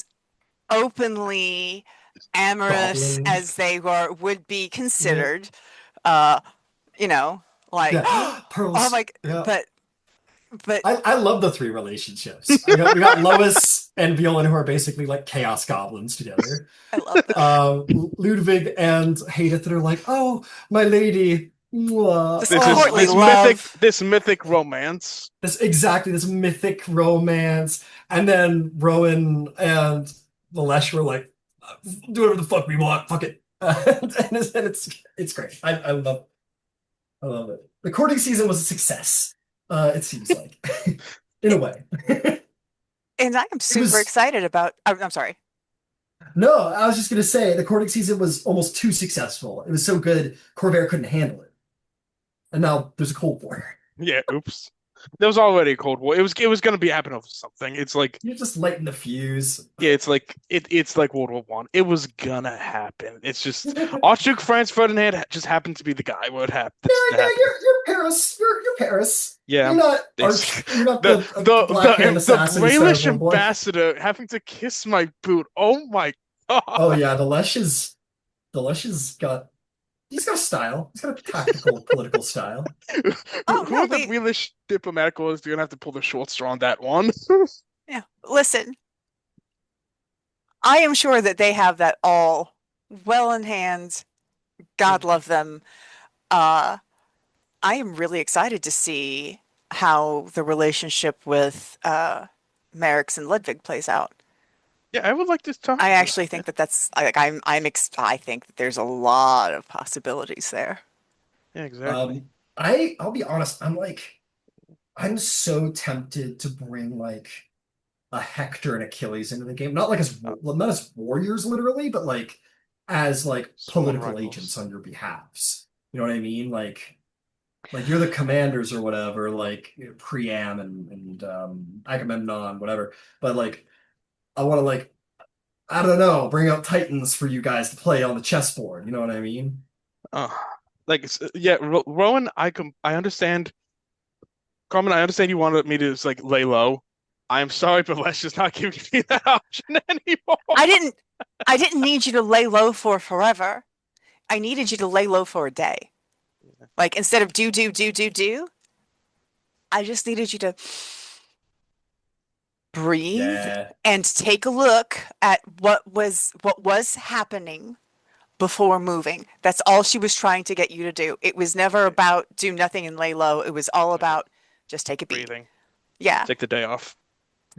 Literally, that was it. Okay. Um, I have thoughts I want to share with Well, you if I yeah, get a meeting next session. you're keeping it down low. And then honestly, Ludwig, like today might just be like a receive complaints day too, where or benefits because Merrick's wants to meet with you and Ludwig or Haydith. That I So It'd be there you interesting. go. I'd love to talk with him about Warforged. I think that's something he'd Yeah. be interested. It's something he's clearly interested in, and he's one of those people who loves talking about things he's interested in. clearly, and like I don't know that it would be too much to say that in the consideration of Warforged creation, I don't know that there's anyone else on the face of Corvair who is more accomplished or whose thoughts are as advanced as Merrick's Yeah. Decanith's. Like I could be wrong. I don't know. I He- don't know that I can think of anyone. the only other one I can Merrick's think of is is pretty Merrick's. accomplished. The only one I think rivals Merrick's is probably the Lord of Blades, but even then, he's not really a thinker when it comes to like But he didn't make the Warforged. Warforged. Exactly what I mean. Exactly what I mean. But like, he is interested in Warforged, but he's not an expert in a mechanics, lack of a better term, than Merrick's Yeah. Yeah, is. he would be considered the like Eisenstein, whatever. Yeah, like he's probably the current intellectual genius of the modern age. Like he's the guy on People magazine. Exactly. He's an Yeah, intellectual heavyweight. Yeah, he's very, very smart. There's a lot of good that you could do. There's a lot to be gained from that relationship, I think, for both you and for Haydith. I like I it. I know there's a lot I like love that we got the Leshian on this in the end because like it's you have fun. for You me like as a playing him. DM, it's fun to explore like a really capable individual, like an immensely capable individual. It is, and he would not do this feast unless he knew like, yeah, bring Gassens. He's prepared. Yeah. Oh well, everything he said was true. He's like, I mean, there's no doubt about it. No, You are a best political is nuclear missile. oh no, Like, I have missiles coming at me. Like, oh, you got missiles coming at you, but you are yourself like a politically powerful like chip on the board, and yeah. he's trying to decide how to play you, Hmm. how the best way to play you is. So, uh, But you're in very good hands. as long as he has motivation to keep you guys yeah on the board, No. Rowan being a large factor of that. Hmm. Uh, I mean, he's a pretty fantastic ally because Yeah. he's used to having to oppose the rest of Corvair. Yeah. Yeah. We could, yeah, him, yeah, our big pitch is him. Imagine if you didn't have to put up with the fucking pig farmers. If you could delegate that to other people. That was it was a funny tactic, but he was like, but genuinely. Like, oh, that'd be so um, much easier.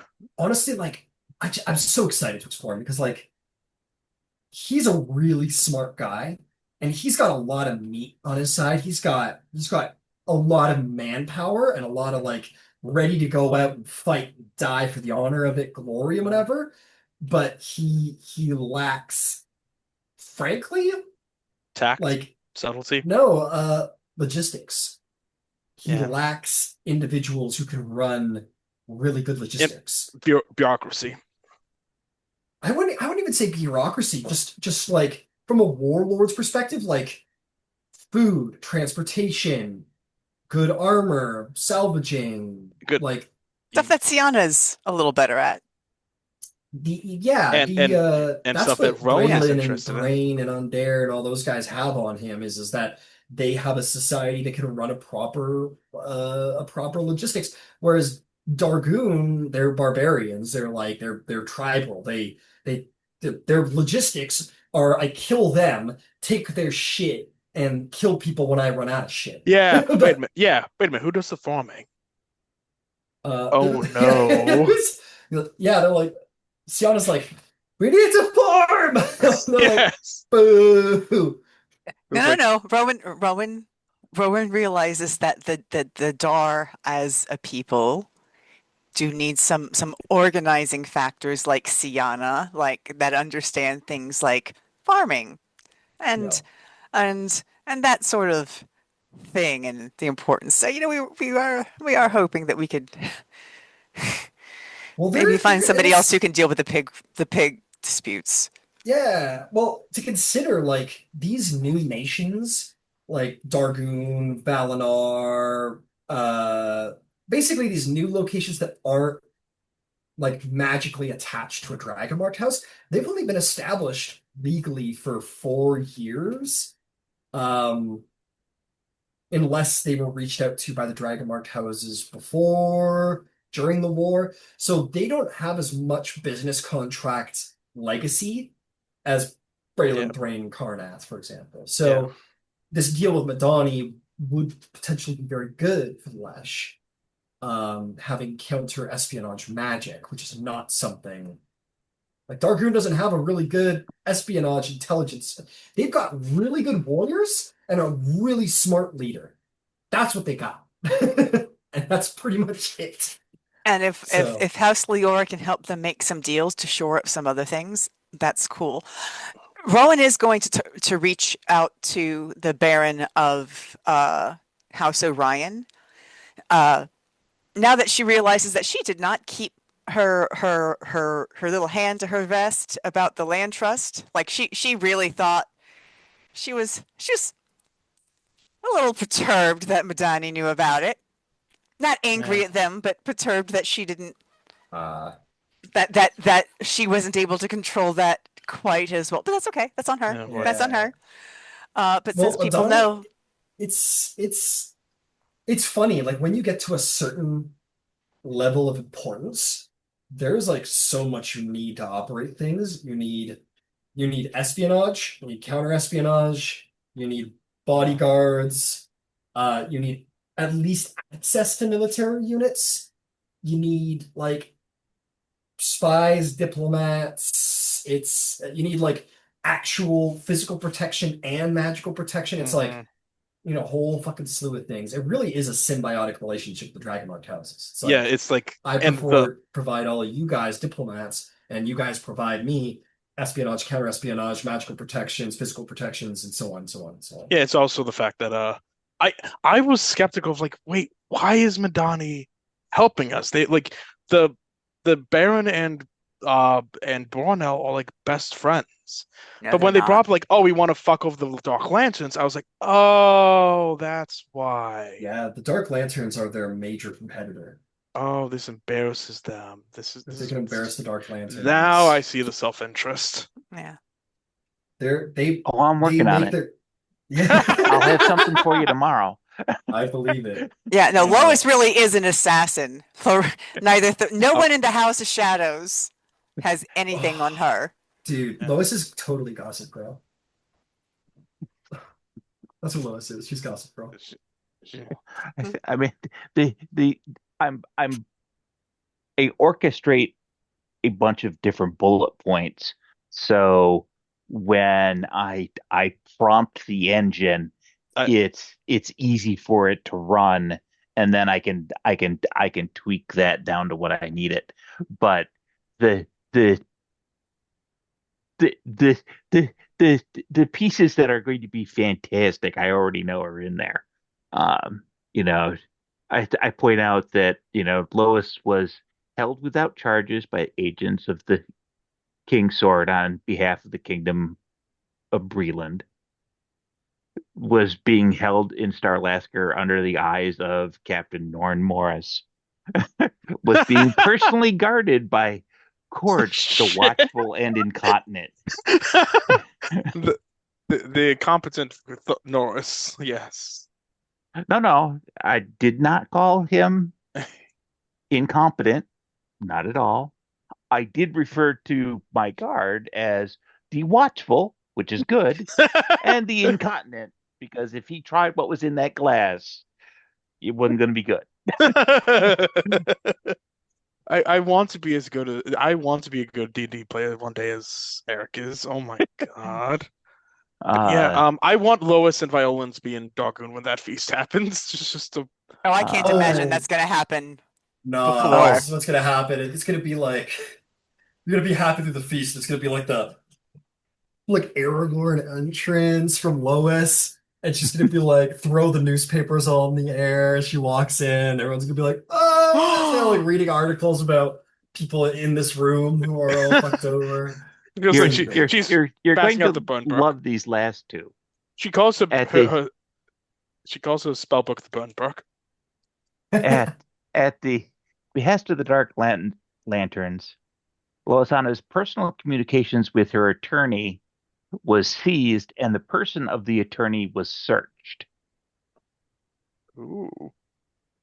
A lack of attention to detail and a lack of judgment lost the King's Sword Losana's company, not unlike the Dark Lanterns having lost Princess Haydith Irwinars. Oh, Damn. And Donnie's like, oh, you didn't even talk to Lois. She just did it. oh my God.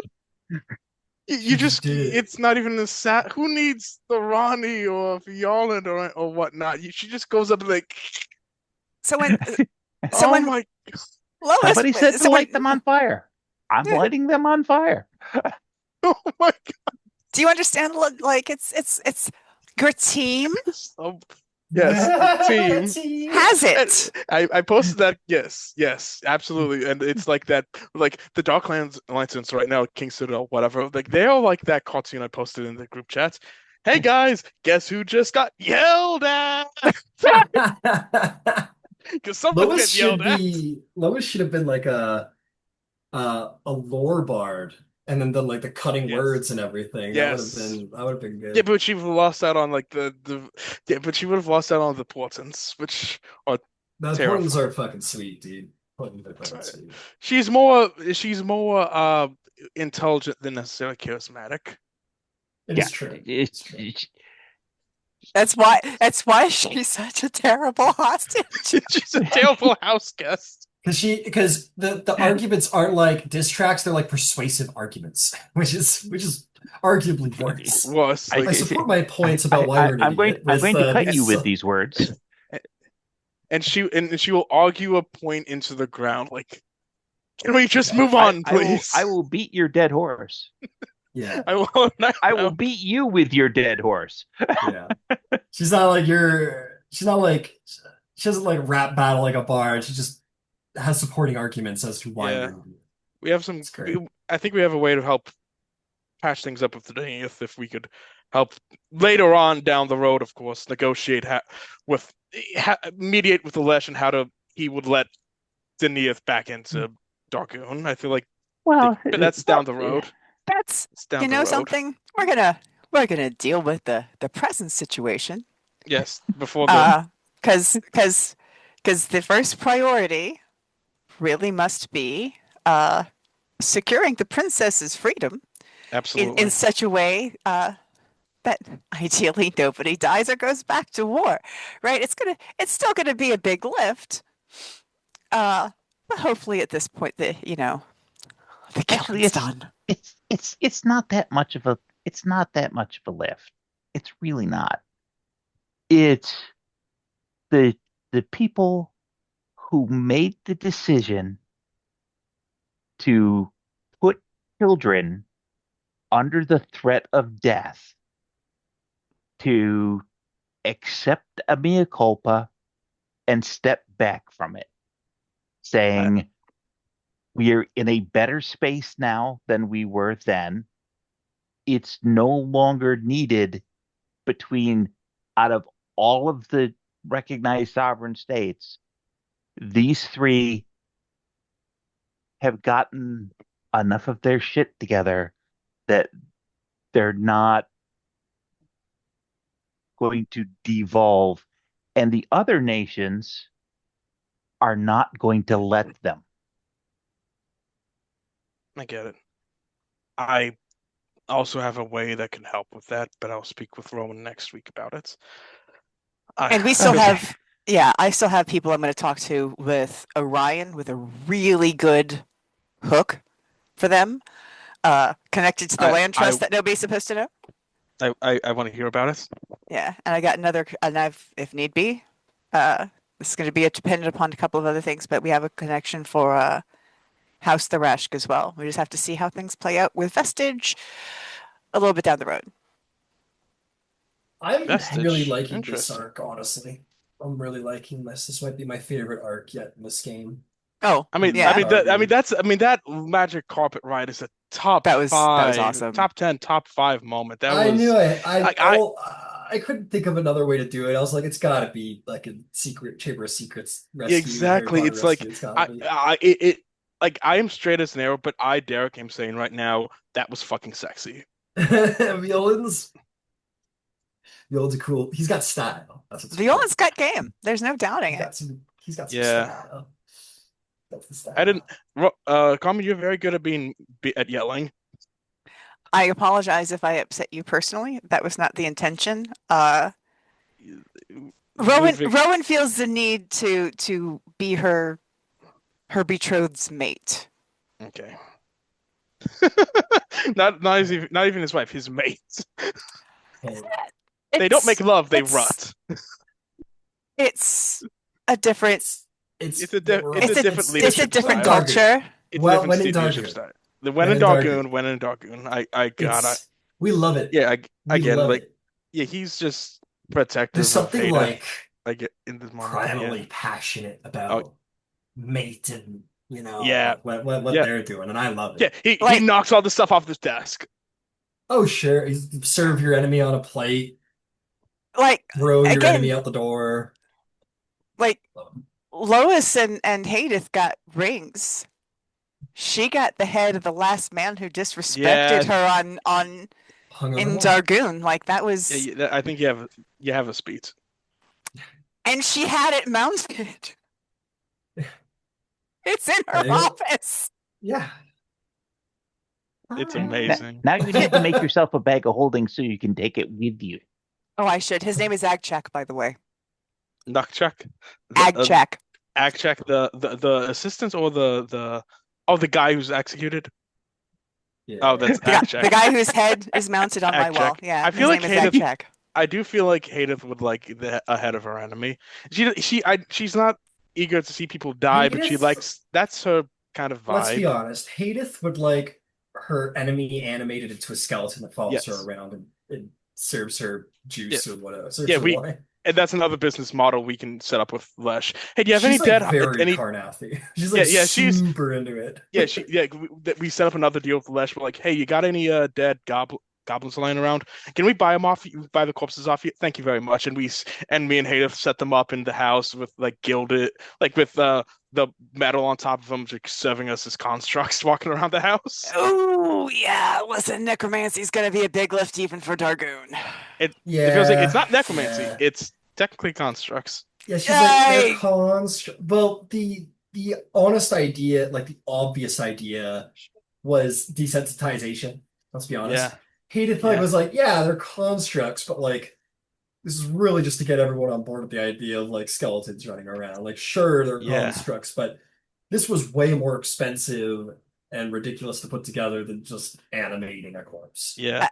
I gotta tell you, at the end of the day, Rowen is still a little bit of house Cannith, so you're probably never gonna get her support on. Hey, let's do necromancy and dark. She's probably never gonna. Haydith don't need it. Yeah. Haydith is because you know how grass is always greener on the other side, right? Yeah. Haydith is a Carnathi princess and was the last 4 years has been like forced away from her homeland, which has probably just made her all the more extra Carnath is awesome. Yeah. So she like buys into every stereotype about Carnath. She lives up to it. loves the death thieves. She loves the military. That's probably why she got into Ludvig, because Ludvig's like from a noble military family. That was probably the initial attraction. Mm-hmm. And she loves the undead stuff. Honestly, that's a Christmas present. Get her a fucking skeleton. Get her a skeleton bar. Like she's like, oh, Exactly. so An undead skeleton warrior, maybe. Oh my God, we could totally do that. Yeah. Yeah, Oh, by the dude. way, I Animate a love skeleton and I crawling realized around. Just be this. like, I is I this the love best? I've realized this.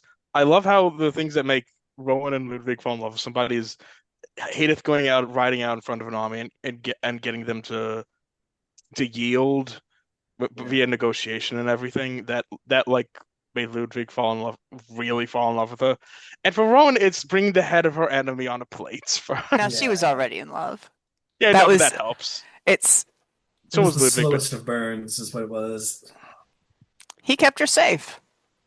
He Yeah. kept her safe. She came back to him like whatever kind of Oh, hostage dude. she may have been. Rowan, I'm gonna orchestrate the fuck out of your capture, and that tower's gonna fall. It's gonna be great. wait, It's which gonna tower? fucking bear. It's gonna be great. It's gonna be great. That's what I gotta do.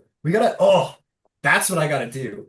Like What? halfway through this game, we're gonna find out who did the mourning, Oh and then boy. that's gonna blow up. And then when the next war breaks out, Rowan's gonna get in prison, and the Lesh is just gonna like Suicide just run. burn the country to the ground. It's gonna suicide charge. Yeah, and a lot of people will die, and it'll be super And sexy. we set up our friends as the next Lesh of Dargoon. Oh Remote man, it's Dargoon. gonna be great. I I'm loving this. I have an amazing idea for what should be the cause of the mourning. Oh, I've got a couple of I got a couple ideas. I got a couple ideas. I'll text you my idea. My I brother love came how up with it's it. ultimately a MacGuffin. Like Yes. I It love how is. within the setting of Eberron, it's important that it happened, but what it is ultimately unimportant. And like I realize for the setting of this context, finding out is a piece of it. Yeah. But I love the It's use the of the ultimate really mystery. skilled Yeah, use of that device. it is great. I like that they It's leave a lot of stuff open-ended, never on. It's cool. it's like a giant sword of Damocles hanging over all of us. It is. It literally is. That's a good point. That's why nobody's at war with Dargoon right now. The And threat of nuclear annihilation. That's and why. Dargoon would have loved it if there was a war. Well, the Lush is having the best week of his life, He's, man. he's like, I can poke you in the eye and you can't do anything. He's like, oh, you okay, so great. You fucked with my house guest, which means I get to sate my warrior's bloodlust. And I get to go have a little killing. Nobody's gonna do anything to me because that'll be inciting war, which means the morning will happen, so I'm safe there. And I'm gonna invite all these fuckers to a feast and have them kiss my boot. It's gonna be awesome. No, he's gonna make them kiss my boot. Oh my god. Yeah, kiss his boot. Do it. Like, Do it. because like just like I'm gonna be like, just do what he says, get it over with. Just do it and go I'm home. looking at the guy. You're I looking know at the guy going, uh, just kiss my boot. Just kiss my no boot. Just no get it no no over I'm not like this. Like That's so I'm funny. sorry about this, but just do it so we can get it over with. Look, just kiss my boot. Like You're I'm good trying cop, to, bad copying him, and it's your boot. Listen, just keep but in maybe mind he's that into it. Who knows? oh my. Okay. So while everyone's looking at you, Yeah. Lois is doing a bunch of other stuff that's going to be really important. Hell yeah. Oh yeah, exactly. It's so. I would love if Lois was at the feast, but it might be better if she wasn't at the feast. Oh, I can't imagine she wouldn't be at the feast. Oh, There's I feel there, like there- there's ah, there's no way we could deprive her of this. The copy? Come on. no, man. You know Haruka's throwing this feast to have all to be proven the most audacious man in existence. It was like, It's gonna be great. He's gonna prove it. Could you imagine? King Boreal's like he's harboring my fucking prisoner. oh no. Like he's like, and then, you know he's talking to his advisors, being like, how do we deal with this? Like, how do we like declare war on Dargoon without declaring war on Dargoon? Like, how do we get her back? And then they receive an invitation inviting him to a feast. He would just pop. Like I just want to get his kids back. The man at the end of the day just wants his kids back from Karnath, and I want to help him do that, but just like, god damn it. Oh man, it's Listen, hilarious. they've made Dargoon the center of diplomacy, which is something that nobody thinks of the goblins as. That's right. And, Oh my and god. I guarantee you that he is eating up the fact that so many of the nations of Corvair kind of look down on the goblins, and yet right now he I'm is the holding all the center of cards. diplomacy.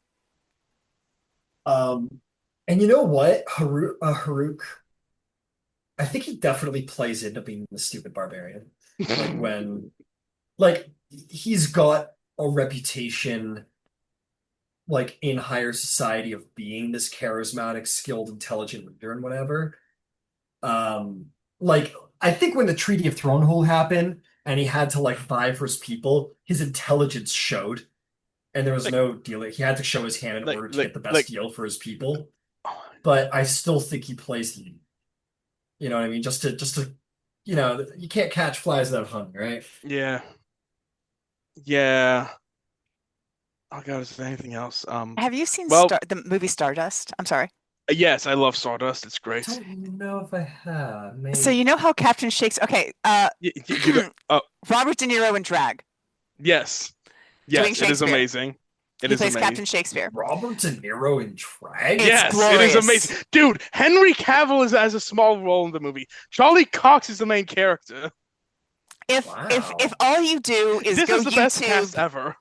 it's a really good. It's It's well amazing written. It's cast. well directed. It has a It's an great excellent cast. script. It's got a I'll great check it out. cast. Michelle But if Pfeiffer's all the you bad guy. do, oh, she's so good. If all you She's do great. is type in uh, Robert De Niro, Captain Shakespeare. Now, what I will tell you is that his front is as this very, very Captain Shakespeare is like the scourge of the air. He is a vicious, sure. Sky vicious air pirate. pirate. Um, But he's behind secret. closed doors, No, there is he's there is like more to him. he has There a is more lot. to him. He's That's all we're very. gonna He has a say. lot behind him. It Awesome. is an. No, I'll check it out. I'll check it out. I might have seen this like ages ago, but I'll check it out again. Yeah, I gotta remember. Like the cast on this is just insane. So Yeah, good. yeah, So yeah. You good. have like a Claire Daredevil. Danes. Yeah, Claire Danes. She's great, and it's Michelle Pfeiffer's the bad guy. Uh,